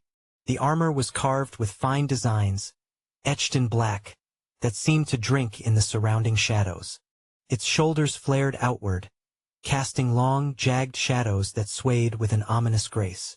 Beneath the flowing crimson cloak, tendrils of black extended like tattered wings, shifting and curling in an unseen wind, creating an eerie contrast against the vibrant red of its form. The robes fell to the ground in sharp, angular folds, trailing behind the figure as though it was gliding rather than walking, giving it a spectral, unearthly presence. The head was encased in a smooth, crown-like helm, its surface sharp and ridged, giving the figure an air of regal menace. From the narrow slits in the helm, a faint red glow burned like embers in the heart of a dying flame, devoid of warmth, promising only cold destruction. Behind it hovered a faint, circular symbol, a halo not of divinity, but of dominion and dread, etched with jagged lines that pulsed faintly in tandem with the figure's movements. Gripped tightly in one clawed hand was a weapon forged for destruction. A massive crimson scythe, its twin blades gleaming like liquid fire. The weapon was wickedly curved, its surface smooth yet deadly, as though carved from the heart of a dying star. The central grip was adorned with strange symbols, faintly glowing, marking it as more than a mere weapon. It was an instrument of annihilation, a harbinger of ruin. Northern's eyes reflected the stars as he took in the magnifying and tremendously changed appearance of the Crimson Lord. The void had changed so many things about the creature and made it even more imposing and undoubtedly powerful. A grin tugged at the edge of his lips and soon twisted it. His eyes wouldn't stop admiring. After a couple of minutes had passed, he finally got himself enough to scroll through the informative runes of the Crimson Lord. Name: Crimson Lord. True name: The Plague of Blood. Danger level: Hazardous. Void rank: Echo. Void ability: The Plague of Blood, Pillar of Defense. Soul fragments: 0/1000. The Plague of Blood. This is the Crimson Lord's uniqueness and was so powerful the Void deemed it worthy to be left untouched. The Crimson Lord can create a blood palace with this ability, in which he fills the palace with pillars that are fragments of its power. Just like it did in the Rift, Northern moved on to the second one. Pillar of Defense. One of the fragments of the Crimson Lord's power can be summoned only by the Crimson Lord and his Void Master. Northern sank into his seat. He suddenly felt very overwhelmed by power. Chapter 692. A not-so-good win. After Northern was done permitting all the candidates to become Void Summons, he inspected the rest of them through Mind's Eye. Mind's Eye connected him and Revant together. Although he could use the ability to share memories with anyone tied to him, he could also use it to peek into their memories. But with Revant, he could see through the subject's eyes. The Void cohorts seemed to not be having it easy but were progressing. Albeit they were still on the 4th floor. He had specifically commanded them not to come back until they had reached the 10th floor. His instincts told him something undefeatable would be waiting for them there. And if a cohort of Jesai, Linus, Revant, Byran, Black Mamba, and 5 clones could not defeat it, Northern had to agree that he would be in for once a difficult fight. Leaving all that aside, he decided to retreat to his room. A crack appeared in the space and widened, revealing a swirling bluish-black hole which he walked out of. He breathed in the familiar air of his enclosure, the floral scent sinking into the ocean of his soul. Northern toppled forward a few steps and fell into his bed. Immediately, the sounds of his snoring, rising and falling like a sleeping mountain, filled the room. Northern's whole body felt like it had been soaked inside a roomful of water. He felt slowed, his body felt heavy. His eyes were glued by sleep crust which he delicately cleaned off with a finger. He laid down there on his bed, staring at the white ceiling and blinking his eyes. Then he rolled over to his chest and pulled the drawer at the feet of his wardrobe, bringing out a pocket watch. His eyes slowly narrowed as he calculated mentally how much time he had been gone for. Realizing the correct count, his eyes widened and his voice let out. 12 hours! Northern had casually succumbed to the sleepiness, and never in his life did he think he would sleep for 12 hours. It was evening and was close to dinner time.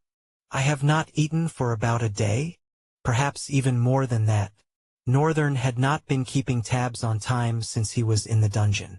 Food had not been a very core part of his life right from the Dark Continent, since they were not available to him in their abundance of flavors. Northern just ate to keep himself from being hungry, and most times did not always eat until he was very hungry. When he returned to the Central Plains, food became a routine thing. Back in Therian Citadel, they ate together almost every morning and night. It was the same thing in the academy. Aside from the usual eating time, Northern did not have times where he munched on snacks. If there was any extracurricular edible that he loved taking, it was water. He drank water a lot, especially these days that he started to work in the forge. Northern stood up and stretched hard with an animalistic groan. After he dropped his hands, he pulled off the white shirt he would usually wear to the forge and entered the bathroom. A couple of minutes later, Northern walked out of his door, his air wafting with a calming floral scent. He walked down the hallway and soon settled at the dining hall where other students were gathered. The whole place was always filled with so much chatter, as students collected their food and settled at the enormous table. But for some reason, today was especially loud. "Did you hear? A student of the non-combative school beat the disciplinary committee leader." Northern's ears perked up. "What? That can't be." "I know, right? But it is the truth. When I heard about it too yesterday, I was doubting it. But the student council was present at the duel and they confirmed the truth of this news." "Oh crap. This is going to be a loud noise. Wasn't there a bet with the duel?" "Yes. I heard the person that used it invoked something called the White Law." "White Law? What is that?" "Never heard of it." "Me too. I didn't even know it existed until they mentioned it." The two boys collected their portion of food and turned back, heading to their table. Northern collected his and quickly used his eyes to find them, but they were already settled amidst others. Everywhere, left and right, chatter about the event contorted people's mouths. "Dude, that finishing was crazy. The lightning was insane." Dude kept getting up. At some point, he looked like a living corpse. "I thought the disciplinary committee leader was going to kill him." Not everyone watched the fight unfold, but those that did had these to say about it. Northern at this point was filled with so much confusion and surprise. In all of his predictions, not one was supporting Astor's win. The purpose of the battle served only one thing: the recognition of Astor's new strength and the rest of the Starchasers flocking towards him for power. They were, after all, the core instrument he wanted to use to announce that the non-combative school is strong too. In fact, strong enough to take the Milwa Cup from the combative school. But this, he had not expected a win. A win was a good thing, but his platform for announcement had suddenly been affected by this win. Somehow, someway, the combative school would now be taking careful observation of the non-combative school. What was supposed to be so much of a shock would not be anymore. Northern frowned, gripping his spoon so tightly that it bent and writhed. The boy seated next to him with trembling eyes looked down at the spoon and Northern's furious glare. He stylishly shifted his tray of food away, also his chair, muttering, "Weird." Northern, still encapsulated in his anger of this good yet not so good thing, stood up and bolted out of the dining hall, unstoppable by anyone. "That bastard! How dare he wins?" Chapter 693. The Strongest Talent, Part 1. Northern had heard from one of the chatterings in the hall that Astor was so wounded. He almost died and had to be transferred to the infirmary. Hence, his direction and path were pretty clear. After a couple of minutes of insanely furious steps, he finally arrived at the Silver Infirmary. The academy had 3 distinct infirmaries.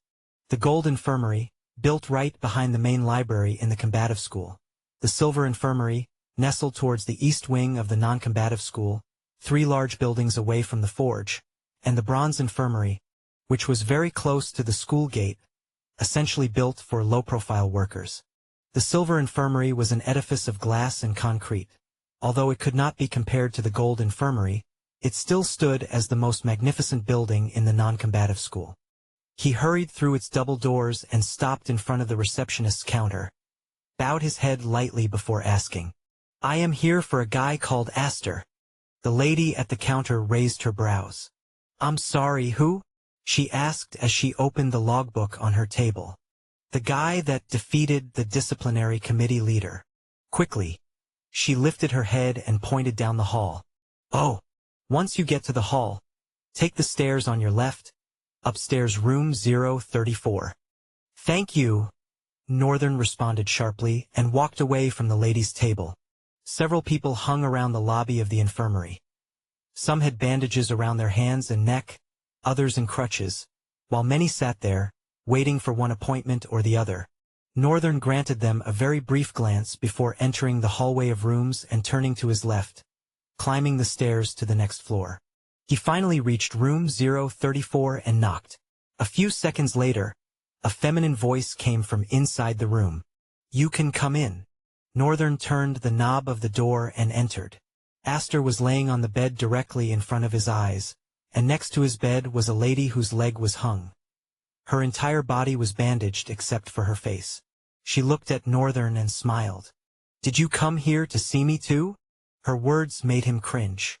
She said it in a very lewd and immoral manner, with her eyes glinting. Northern had almost shifted a step back if Astor had not spoken immediately, shouting, "Why the hell do you keep harassing my visitors?" She let out a smug chuckle. "Your visitors are nutsacks if they get harassed by a cripple like me." Northern decided to ignore the lady and walked towards Astor. He pocketed his hands and asked, "What exactly happened?" His voice was low, seemingly crawling with imposing tremors in the air. "I fought, and never stopped standing." Astor had a couple of bandages around his face and body. One of his hands was fully bandaged to the side, and his usually vibrant color was slightly pale. "Your words were my strength, and with how you did so much to give me this new power, I could not just stay down. Each time I got wounded, something said to me, 'How dare you stay down? Will you let the master's sacrifice go in vain?' Then it was usually like I suddenly gained a kind of strength I never had. Then I would rise again, and it kept happening, again and again, until the disciplinary committee leader could not stand up again." Northern stayed silent for a few seconds after Astor finished speaking. Seeing the silence, the chatterbox added, "Of course, if you want me to go into more details, I could, but right now, everywhere just hurts. Oh please, you are always chattering non-stop of how heroic you felt, how your body spoke to you, how invincible you were. You wouldn't stop and now it suddenly aches." Astor threw a furious glare at the girl. She nodded silently at him and turned her head away. Northern's eyes squinted as his voice sounded like a single note on a musical string breaking the world of silence in a graveyard. "So, you were the cause." Astor tilted his head slightly. "The cause? What do you mean?" Northern had been in thought while his stamina depleted at a very concerning rate. Even though he used his speed terrifyingly, he had employed judicious use of it to save himself some stamina. But a battle after all of that and he could not go anymore. It was unusual. Very unusual. But he realized, as Astor was talking, that he had completely forgotten about the fact that Astor's use of those new abilities depended on void essence, which in the end comes back to devour his own stamina. Astor might just be experiencing fatigue from all the movement, but the use of his talent was weighing down on Northern. Hence, it was like two people were feeding on the stamina of one person. Northern blinked and sighed before responding to the boy. "Don't worry about it. I'm glad you won." Astor looked carefully into Northern's eyes and cautiously said, "Really? Are you sure? You seem somewhat pissed." "Och doi. I do, right?" He forced out a terrible smile. "How about this? Do I look happy?" Astor grinned and nodded. "Yes, you look way better." The lady, with a puzzled expression, exchanged glances between Northern and Astor, blinking severally. "Are both of you nuts? You," she pointed to Northern, "are smiling like you were a grotesque being in your past life." She swung her head to Astor. "And you, don't tell me you don't see that is a forced smile to just make you silent. Are you that dumb? Oh God! These lads." She slapped her face with her only free and uninjured limb. Northern turned towards her for the first time since getting into the room. "Who could you be?" "Oh, she's a weird one. Apparently, she is the most useless girl in the combative school." Northern tilted his head a little bit. Astor's explanation was too strange. It was impossible to know the most useless person in the combative school, Of course, if the social crowd had deemed her so. What do you mean by that? The girl frowned. Don't go around telling people I'm useless. I just have a talent that is too strong. It's too strong.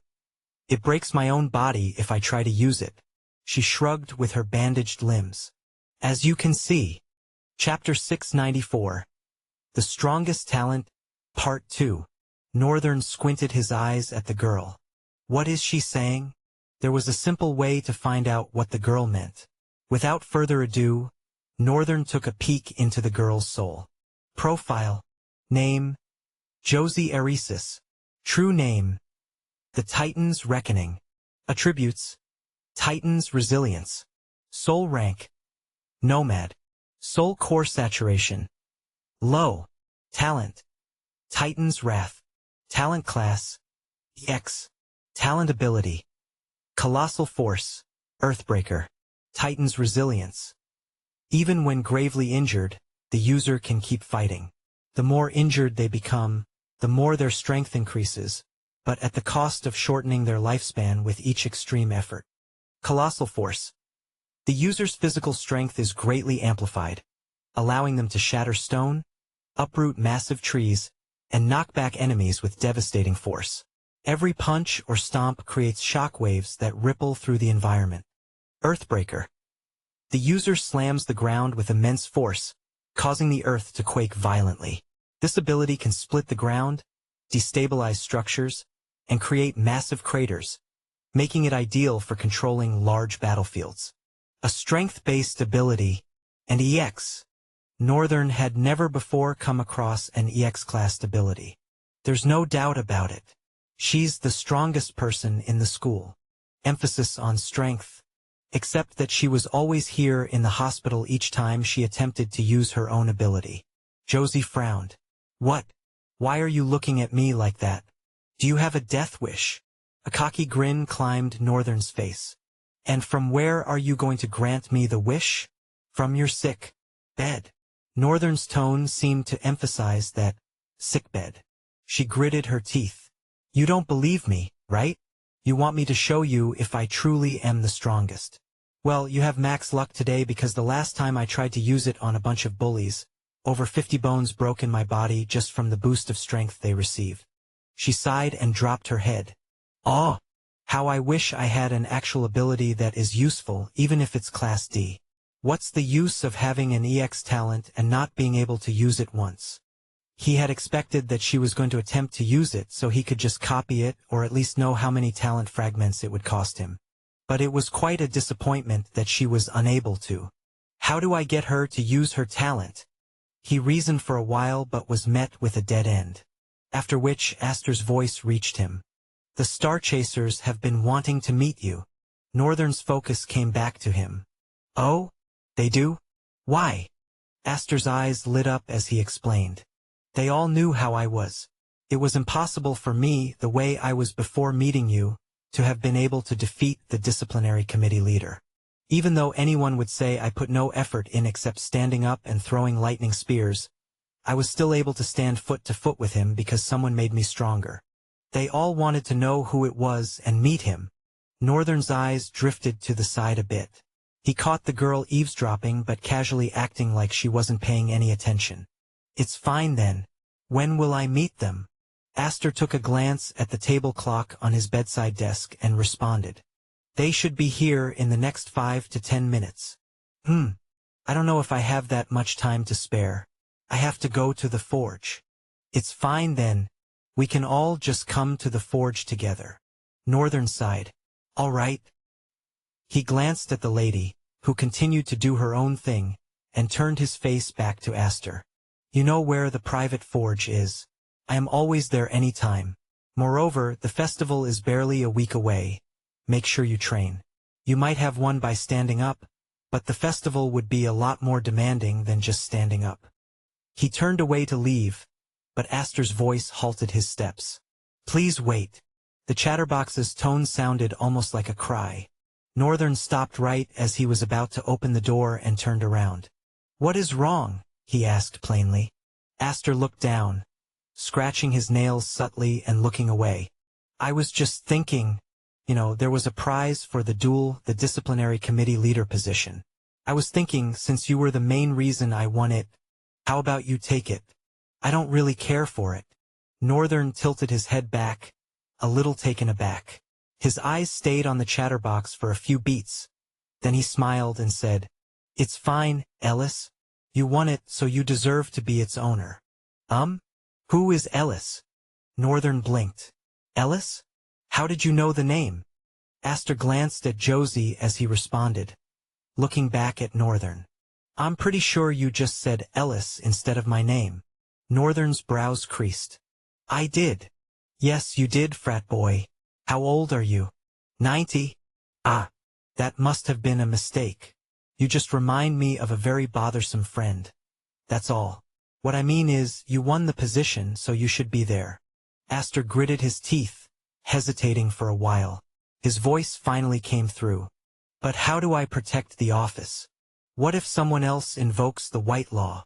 Don't worry, the white law can only be invoked once in a year, and there have to be certain conditions surrounding it. Dissatisfaction with the office execution of problems regarding a certain matter, and only those involved can invoke it without any issues. You at least have 1 year to graduate, so you have nothing to lose. Astor nodded as he thought about it. You are indeed right. This is a great boon. Besides, imagine adding it to my CV that I served as a disciplinary committee leader. Every Citadel will be looking to have me. Northern smiled. I'm glad I was of help. I will be seeing you and the other Starchasers later. Northern bade his final farewell, sent a glance Josie's way, and stepped out. Chapter 695. Elina's Return. Northern strutted towards the private forge with a somber mood. There was a lot he had to think about, most of which revolved around the sudden ability he discovered. The strength was going to be a great boon to him. He was not sure as of now, but he suspected that the talent might be able to affect his stamina. This was actually the main reason he was interested in the talent. Of course, subsidiarily, he yearned for the strength it had to offer. Being able to lift a boulder with one arm, shatter mountains with incessant, crushing punches, that was no slouch of a dream after all. He loved it. He really loved the new development. What he did not love, however, and what bothered him, was how much Astor had come to ruin his plans. If he had known the boy actually had a chance of winning, or had not stupidly forgotten that the void essence he was using ate from his own stamina, things wouldn't have been so bad. His words and his blessings to Astor had orchestrated his win. That win had now given the combative school an idea of what to expect. What was he to do exactly? His plan was to use the might of the Starchasers to crush them, to show how the people they had looked down on and never imagined themselves winning against were able to crush them completely, and there was nothing they could do about it despite being the combative school. But now that Astor had given them a glimpse of what to expect, he felt cuffed, blocked, and restrained. He felt like his stage had been taken away from him. Now what was he to do? What to do? What to do? Northern scratched his forehead painstakingly as he walked forward. Suddenly, a familiar voice beat violently in his eardrums. You scoundrel! What are you doing walking like you own this entire place? Northern immediately jerked his head up, eyes widening. Elina! You are back! He hurried his steps, almost running towards her. On getting closer to the forge, her entire form revealed before his eyes. His legs suddenly slowed down and came to a stop. His eyes widened even more, trembling as they traced her entire figure down to her legs. Incomplete! Her legs were incomplete. What?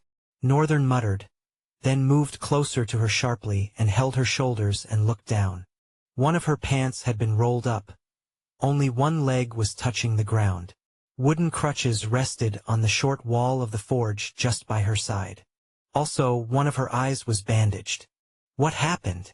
Northern's voice quaked. Elina frowned, a ferocious look glowing in her crimson eye. Some things, they are not for you to know. Have you been able to finish the assignment I gave you? She looked around the forge. I don't see it around. Northern let out a soft chuckle and scratched the middle of his head. Ha ha, right, it's not around. I actually have just a phase or two to cross. I will be done with it. How was your voyage to the continent? More or less. She shrugged and grabbed her crutches. She looked around the forge and stared deeply into his eyes for a few seconds. The air was silent, with the rushing of the stream and soft chirp of wind creatures filling the background like a sound from a muffled room. Northern, having had enough of her glare, raised a brow slowly and carefully before asking, "Is everything okay? Tell me about yourself." Northern squinted his eyes, utterly caught unguarded. Sure. Yes, I guess? Your parents, to be particular. What kind of home do you hail from? Are you a noble? Northern paused for a couple of seconds, then scoffed. A noble? I wish. I'm from the countryside of Verulania. I don't have much going. My father is a local hunter and my mom excels at bread making. Oh? Quite a humbling home you came from. How are your parents? Northern shrugged. I don't know, here and there in the Central Plains, I guess. She reheld her crutches and stomped them slightly on the ground, moving forward. You should find a way to check up on them. Things have become very difficult and dangerous in the Central Plains. Northern creased his brows a little bit. What do you mean? Just go straight to the point. The Central Plains. A war is brooding. Northern's frown deepened, a shadow falling over his face. Is that why you lost a leg and an eye? Elena raised her head to meet his face. Don't bother yourself about it. My uncle had it worse. Your uncle? You have an uncle around. Elena smiled. He doesn't show his face around often, but he is the head blacksmith of the forge. Oh? I guess a face comes to mind. Aside from the red hair, I don't see any resemblance. Elena shrugged and slowly stepped forward. Anyway, be good. Finish your homework and send it to me. I trust you didn't do anything. Northern slowly watched her walk away, her crutches clicking gently against the tiled ground. After a while, she had gone from his view.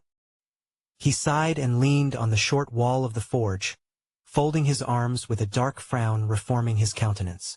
What could have happened?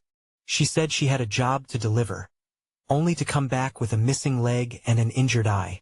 He paused for a couple of seconds. Should I look into this? He thought aloud for a moment, and then suddenly the dangerous glow in his eyes died down. It's none of my business. Bringing out the sledgehammer from the embrace of the limitless void, he entered the forge and dropped it on the ground. The hammer was smudged with gore of many colors, prominent with crimson. All he had to do was clean it up and deliver it to Elena. I wonder if she will still be going to the Central Plains to develop this. Somehow, Northern just could not avert his attention from Elena and what might have happened to her. Chapter 696. Prelude to the Festival. Northern cleaned up the hammer and later that day delivered it to Elena. He had seen her eyes glitter with stars of admiration. No doubt about it. She was beyond amazed at what he was able to accomplish with it. However, just after that, Northern had broken the news to her that he wished to transfer to the artificer course. Elena had acted like it was none of her business and she did not care, but written behind her facade of nonchalance was a lady that was heartbroken. Since Northern was resolute about his decision and had nothing to offer as consolation to her emotions, he felt it was useless trying to state the obvious. All that he had to do now was prepare for the Milwa festival, which led him to begin training heavily. Amidst his training, he spent time in the forge, checking if he could build himself a weapon with the lithium. Other times, he was always digging through books in the library to garner knowledge.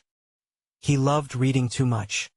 Sometimes he lost awareness of time, and he'd have to retreat to his dormitory in the thick of the night.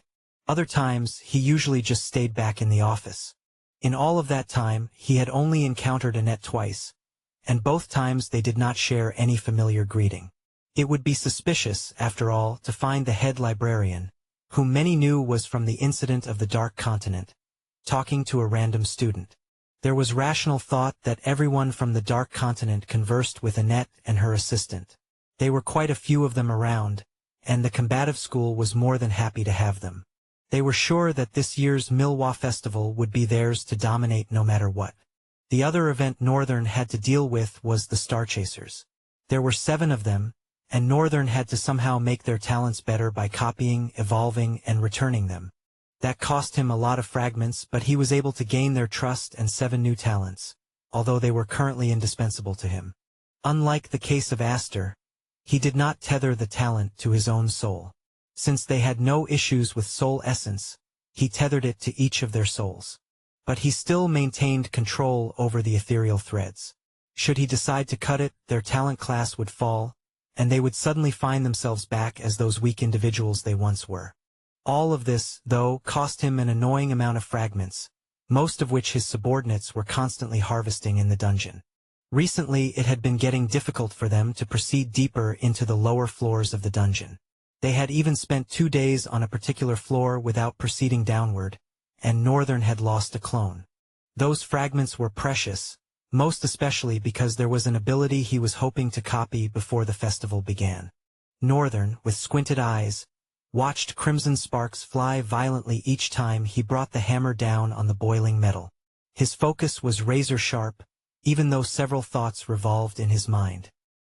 His squinted eyes suddenly twitched as he was about to bring the hammer down again, prompting him to stop the motion mid-air. He dropped the hammer, sighed, and turned around. Barely 3 seconds later, Aster could be seen running towards him. Aster slowed down as he approached the forge. He glanced at the hot steel on the anvil and at Northern's face, with a puzzled expression. "What? Were you expecting me?" Aster found it so strange that Northern left what he was doing and focused right on him. His demeanor was as though he halted to quickly receive a visitor he was expecting. The only deal was, he had not informed Northern that he was coming. In fact, there was only one thing that brought him here. If it wasn't for that, he wouldn't be here. As the new disciplinary committee leader, he had so much to do and experienced so much rebellion from other members. He had only spent a day in the office, and it already felt like hell. But there were more important, pressing matters that made things escalate out of hand, so he had to report to Northern. He shrugged off the weird feeling and spoke. "Anyway, something has happened. Something serious." Northern's brows creased into a tight frown. "What is it?" The Starchasers attacked the members of the disciplinary committee that had ambushed them the other time. The students of the combative school were terribly wounded. Northern's eyes widened for a second, then narrowed back to a furious grimace. As if things couldn't get any worse. Those fools. The faint glow in his eyes disappeared completely. His hands rested beneath his jaw for a moment. Then he lifted his head slightly to meet Aster's gaze. "It's fine. Let them be." Northern breathed and turned back around to the still boiling metal he was beating to shape. Aster's almost noisy voice, although low, disturbed his almost sharpened focus. "What am I going to do? This will cause the disciplinary committee to be even more rebellious with me. I might have to leave the office before I even get to do anything meaningful with it." Northern leaned on the anvil, his eyes unfocused. Then he exhaled and said, "It's fine. Everything will pan out after the festival. Find me 2 people from the Starchasers who are the weakest. Along with you. Let's meet tonight on the training ground around 9 p.m. Aster frowned a little. 9 p.m.? Why? Isn't that too late? It's the best time. We have just 3 days until the festival starts. We need to use every time we have judiciously." Aster tilted his head. "I'm sorry, what would we be doing? A team of 4 students is needed to participate in the festival. Is that not it?" Aster nodded. "You are correct. We will be gathering our team of 4 from now, and I will be teaching them several things for 3 nights, until the festival begins. That includes you." A broad smile spread across Aster's lips, decorating his eyes with a beautiful radiance. "So, I will be part of your team? Did I just speak Spanish?" Aster raised a brow. "Spanish? What's Spanish?" Northern, having enough of the chatterbox, sighed and waved him away. "You'll never know. Just get the hell out of here and forward my message." Aster beamed once more and bowed. "Yes, master," he shouted and walked away with a cheerful demeanor. Northern, still resting on the anvil, sighed once again. He hesitated for a beat but eventually spoke. You can come out now. It's no use hiding. I can sense you. A couple of silent seconds passed. Then from behind the garden, a slender leg stretched out. Slowly, the entire body revealed itself. The girl in disheveled, flowing red hair lowered her head, one of her fingers curling a strand of her hair. She managed to lift her green eyes up a little bit and raise a wave with a forced grin on her face. Chapter 697. What a situation. Northern was not surprised to see her. He had actually sensed both of them the moment they entered the perimeter of the garden. But the girl had quickly gone to hide immediately when she sighted Aster. He had been expecting her, in fact, but did not act like it. A dark frown settled upon his forehead. What business do you have here? The girl twirled that strand of her hair for a couple of seconds. She seemed to be struggling to articulate her thoughts into words. Northern folded his arms, patiently waiting for her. For some reason, that nosy, arrogant girl he had seen in the infirmary was nowhere to be seen. It was quite surprising. Their eyes met briefly, prompting her to quickly lower her head. Finally, from her lowered face, her words began to crawl out. I heard some rumors, that you can make people stronger. Northern grimaced. Rumors?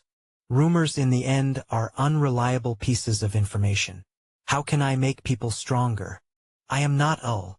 The girl clenched her head, summoning enough courage to raise her head and look into Northern's eyes, although she was trembling slightly. I mean, those guys that attacked the combative school and one met with you, didn't they? Northern cocked his head, his folded arms rippling with strength. Oh? So you were eavesdropping? I swear I was not. I just happened to come to the conclusion based on what I heard from Aster in the hospital, and although I never intended to listen to your conversation just now, I could not help but hear it. Northern's dark gaze stayed on her for a few beats. Then he uttered, I see. He paused for a moment then added, So, why are you here? How can I help you? Obviously, he knew what she wanted, but playing dumb was more interesting for him. I mentioned before that trying to use my ability breaks my bones. I have tried several endurance and bodybuilding training methods, but they were useless. My parents even think it would have been better if my younger brother had the talent instead of me. It might be the strongest talent out there, but for me it's a curse. It's the source of my misery. I want it away. Northern's frown got real this time. What? What do you mean you want it away? She shook her head, tightly closing her eyes, trying to hold firmly her trembling hands. I want you to take it away. I'm sure someone like you would be able to utilize it better. Give it to someone else. I don't even care if I am ordinary. It is better than a life of constant pain and misery. She bit down her lips. Northern's eyes and lips were slightly widened. He had only heard of someone wanting to become stronger, and had even expected the girl to come ask to perhaps help her become strong enough to handle the talent. He did not expect someone asking to be weaker. What is this? Could one blame her though?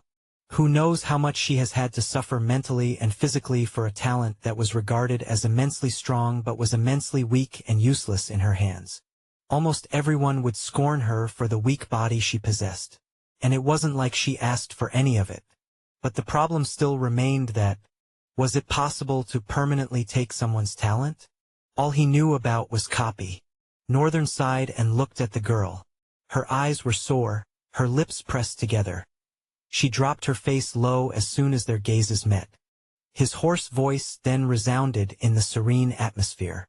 I am not sure yet if what you ask for is possible, but I will think about it. Come back in 2 days. The girl's eyes rose with so many bright lights. Oh my stars! Thank you so much for helping. You will not regret it. She yelled and quickly made a run for it. Northern watched as she clumsily dashed out of the garden and past the gate that led to the vicinity of the main forgery and further to the non-combative school compound. Then he turned back, softly muttering, Weird. He inserted the steel back into the forge, waiting for it to heat up again with his eyes too focused on the forge. There should be a way. There should be a way for him to take her talent away from her completely. He folded his arms and subtly tapped his fingers in a beating rhythm on his arm. A few seconds later, his eyes widened. Seriously? How could I forget that? Northern had been searching through all the events of him copying talents from drifters, wondering how exactly it was possible to permanently take away their ability. DIY was there to tweak things, but Northern did not think it would be possible to take someone's talent forcibly.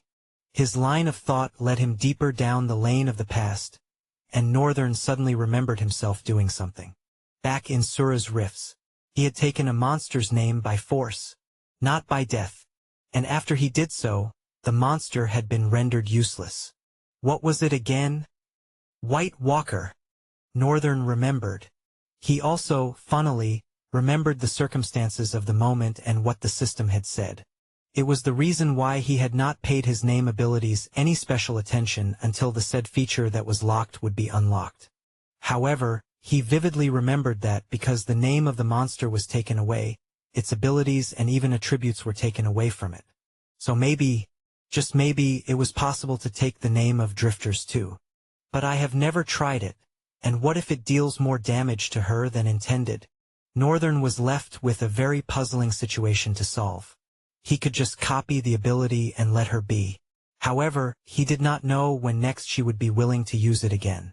Now that she has come to him on her own, he could just ask her to use it one more time for it to be possible. But he would have to provide solutions to her problem or, at the very least, give her what she wants. Northern covered his face with his palm and let out a terrible sigh. What a situation this is. Chapter 698. Ungrateful Hearts. The darkness was lonely tonight.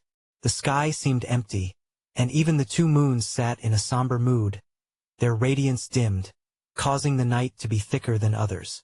The sound of the night was soft and almost non-existent, which was why Northern needed not to shout or raise his voice before the other 4 individuals standing 5 meters away from him could hear him. The reason I assembled all 4 of you here today is simple. All of them had a guarded demeanor around them. The air around Northern was somewhat heavy. It was almost as if their hearts could feel the tension he was exuding. The only problem was, he wasn't exuding any tension. Northern just stood there. I want to teach the 4 of you how to work with me.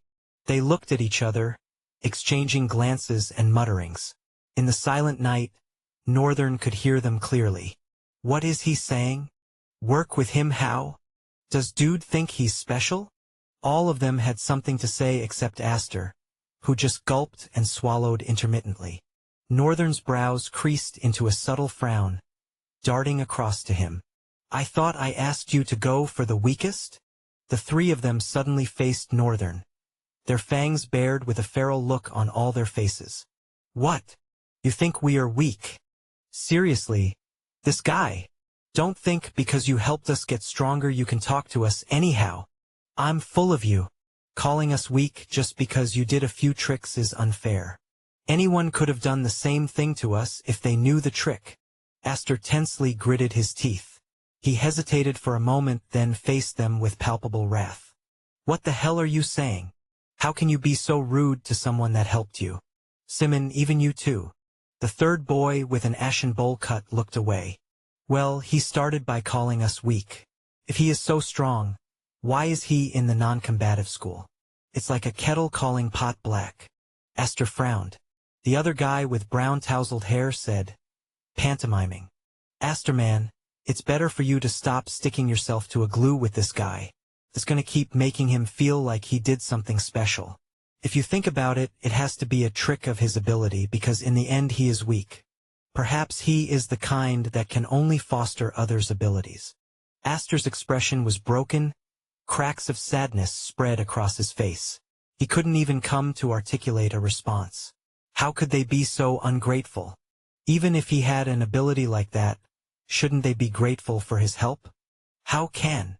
Northern's laughter suddenly bolstered into the cold wind, abruptly cutting his voice short.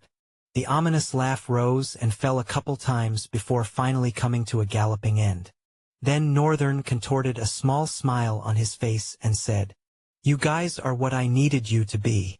I was wondering if I had to be breaking a couple of good kids. But I won't. All of them went silent, curious and lost by his words. He shifted his gaze to Aster. The only reason why you are here is to watch yourself, even though you know what happens when you do something I asked you not to do, or when you think you are sentient enough to make a decision in my team. You guys exist to fill the quota of numbers, nothing else aside from that. Understood?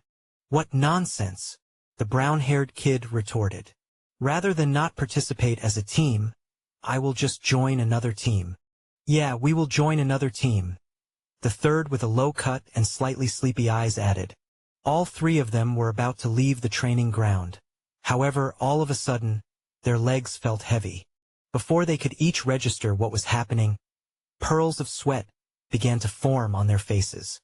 Their limbs, all their limbs, trembled. Despite it being one hell of a cold night, there had been no such reaction prior to now. No, this is not the cold. One's mind was intelligent enough to inform. But what could it be? What could be so oppressive that made fear creep into their hearts? And the atmosphere suddenly became so heavy, as if a mountain was about to fall on them and there was nothing they could do about it. The air was charged with a terrible sense of dread. It made their hearts quake, unable to bear so much despair that siphoned through the air, made their souls weaken, wills being bent to nothingness and thus making Northern's optical ability usable. For the first time, Northern used the Chaos Eyes for something besides seeing the chaos in the future and seeing in four-compartment views. The two eyeballs burrowed into the soul of each individual like a sword of dread piercing through a fat man with sumptuous flesh.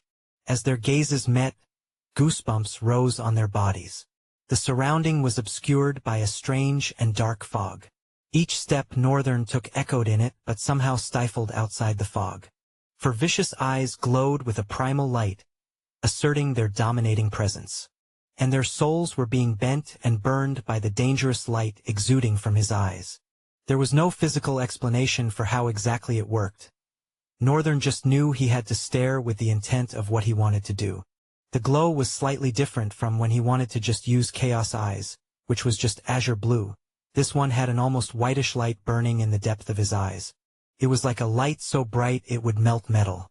And that growing light was altering the shape of their souls, bending, breaking, and putting them back together, until their wills were completely shattered. You bunch are fools with ungrateful hearts. You are lucky, what I needed were dummies.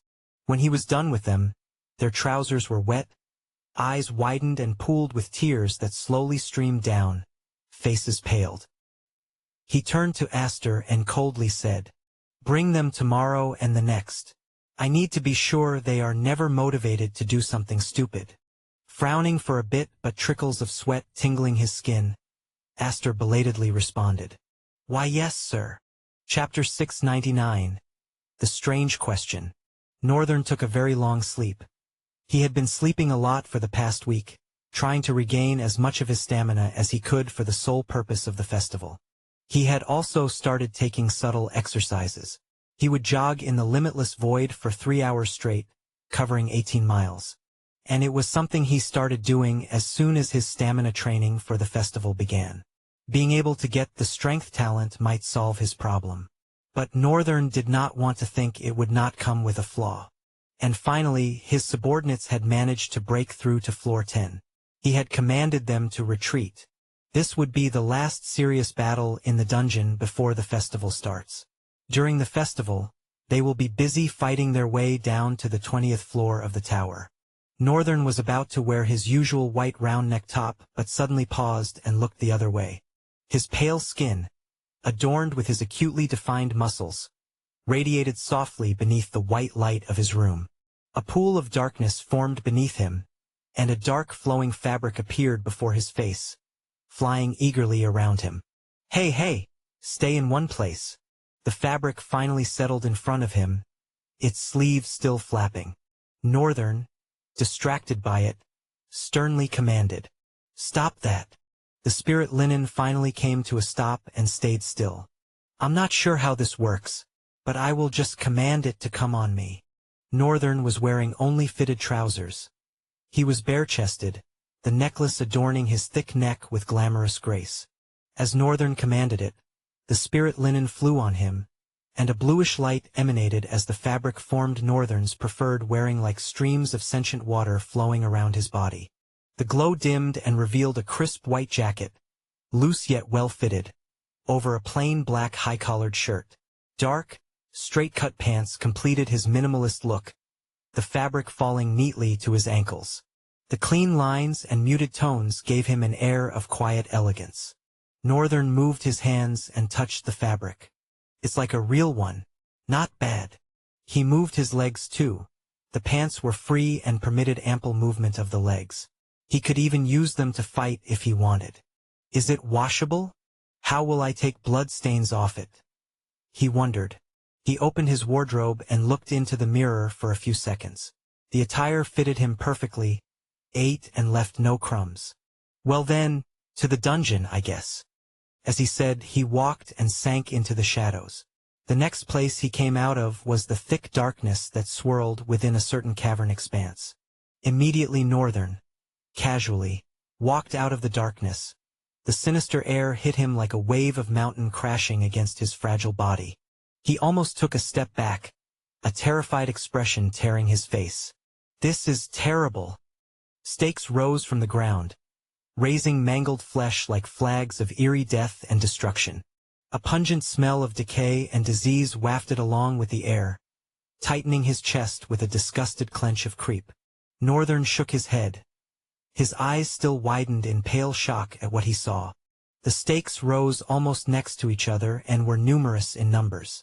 Monsters with transparent wings buzzed above the peak of the stakes like a cloud of mournful abominations. I told you, it's a death house down here. Byron's smooth voice traveled through the dark air of the cave, meeting Northern as he walked towards him.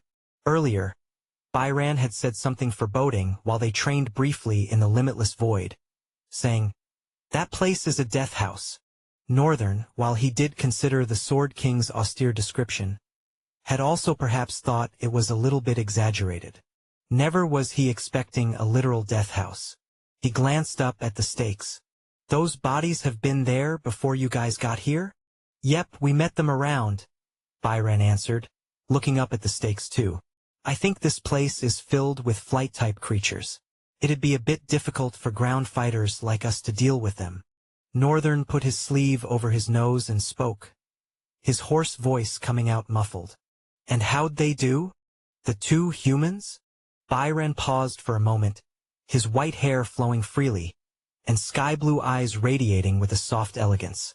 The Sword King was as though he was cut out of an Eastern fantasy novel. Yes, Northern answered, cursing inwardly at the pristine grace he lacked despite both of them being born with white hair. The Sword King raised a brow. Is something wrong? What? Wrong? What is wrong? Everything is totally fine.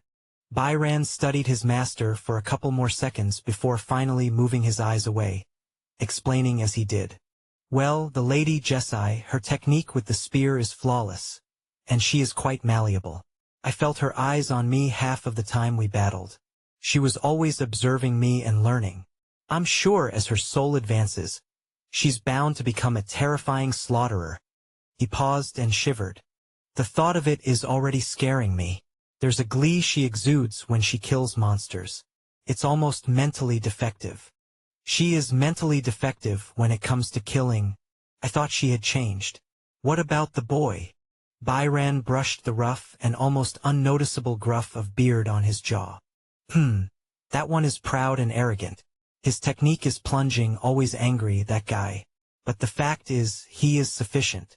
Situations of defeat are bound to make him grow by leaps and bounds, and I don't see his arrogance leaving any time soon. Although if he becomes a thornful bud, I can cut him down. Northern waved a bit. I'm sure there will be no need for you to.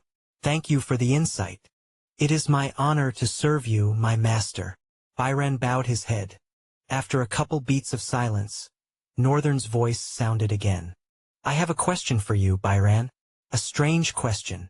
Byron's expression contorted interestingly, a playful smile appearing on his face. Oh, interesting. A strange question from my master. Please ask. Who do you think is the strongest of you guys? Chapter 700. The Death House, Part 1. A strange question indeed when you consider that I am one of your summons too. Byron beamed. Are you perhaps growing fond of me? Is this what favoritism is? Northern dismissed the Sword King with a terrible sigh. Don't be a fool, Byron, focus. Immediately, the Sword King's demeanor straightened up. Ah, yes, master. He kept silent for a bit, then opened his mouth with his usual coldness. Well, it's difficult to tell really. At some point I thought I was the one, then at some point I thought it was that foreboding dude of darkness, then of all strange things there's the Black One's terrifying growth amidst battle. The beast is as dangerous as every one of us, especially when he transforms to a bipedal monstrosity. He paused, looking down as he continued. But one thing I have been able to observe is that each and every single one of us has our forte. It's a bit difficult to tell, but there is just one of us that gives me enough eerie feeling to be careful around him. Northern turned his head, slightly interested. And who could that be? Nighty. Most of the time, he seems to be matching our pace. Why am I not surprised? Northern smiled. Night Terror had, from the beginning of his time, been a harbinger of terror, more accustomed to the cruelty of war than any of them, and even a very ferocious and capable leader. It wouldn't be far-fetched to say that Northern himself had learned the art of leadership from him. Night Terror was his first and favorite summon, his buddy through the dark and lonely times, his first sinister friend and nemesis. Those were days of peak and ineffable sufferings. Northern sighed, shoving all thoughts to the back of his mind as he focused once again on the death house before his eyes. A dark grimace climbed his face as his eyes scurried around. Then the next second, everything faded to a cold, indifferent glare. Well, will you guys be joining me? Byron chuckled jokingly, waving his hand in dismissal. That would be too much for the monsters to handle. Northern tilted his head irritably. Are you joking with me right now? Then my death is at hand. I will kill you, Byron. Don't play with me. I would never, master. I sincerely think your might is more than enough to wrench this place to pieces. Speaking like that, Northern had not much more to say to the guy. He knew Byron to be the most sensible and human of all his summons. And maybe in a way the Sword King was right, but he wanted to laze around, even if it was just this once. The festival was coming. He'd need all the strength he could get. But it is what it is. Northern stepped forward, rolling his shoulders as he did. He stopped and opened his hand, a little whirlwind of black sparks shimmering into his grasp. As they coalesced to form a sleek, naked sword, he clenched his fist on the wrapped hilt and swung downwards, causing the wind to violently flee for their dear lives. A black, almost liquid darkness spread out of Northern's back like a gale of wind, parting the surrounding air. The darkness solidified into a violet hue, glistening ominously with a dark violet luster under the dimmed radiance of the cave. Northern's void wings spread 20 meters long on each side and flapped softly, dispersing the wind around. With a strong blow of the wings, he was taken up into the air, rising effortlessly towards the peak of the stakes, where the buzzing monstrosities roamed. The Sword King raised his head, watching as his master gracefully ascended. He breathed and sighed, smiling. Majestic! As Northern rose to their altitude, the mournful abominations turned, all their focus converging towards a single point. Their structure was a bit strange and foreboding.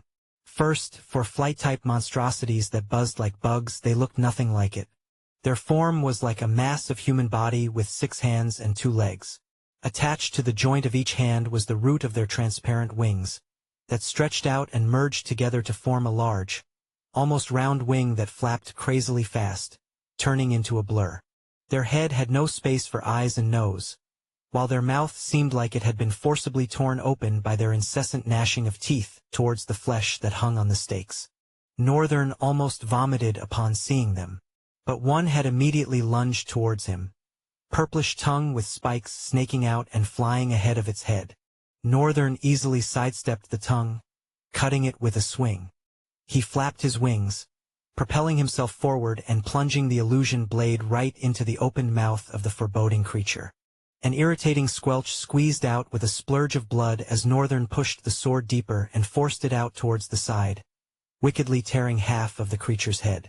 Its flight became unstable, but the transparent wing held, even though blood endlessly rained on the ground. Northern glanced at the wings and quickly curved one wing over his head, shooting several steeled feathers into the transparent wings. The mournful bug swayed in the air as each steel feather plunged its way into its featherless wing. Then it finally plummeted down, the only beauty on its back crudely detached. The consistent buzzing of the air suddenly seemed to slow down. The other abominations that had been lurking on the peak of the stakes and watching Northern and the defeated mournful bug seemed to be taking a breather. Then all of a sudden, simultaneously, perfectly in sync, they were all lifted off the stakes by the blurring wings on their backs. For some reason, the wings seemed to flutter even faster than Northern remembered. It was almost as if they were non-existential. Northern narrowed his eyes, observing the sinking movement of the bugs. He shook his head slightly. Why do I feel like I am missing something?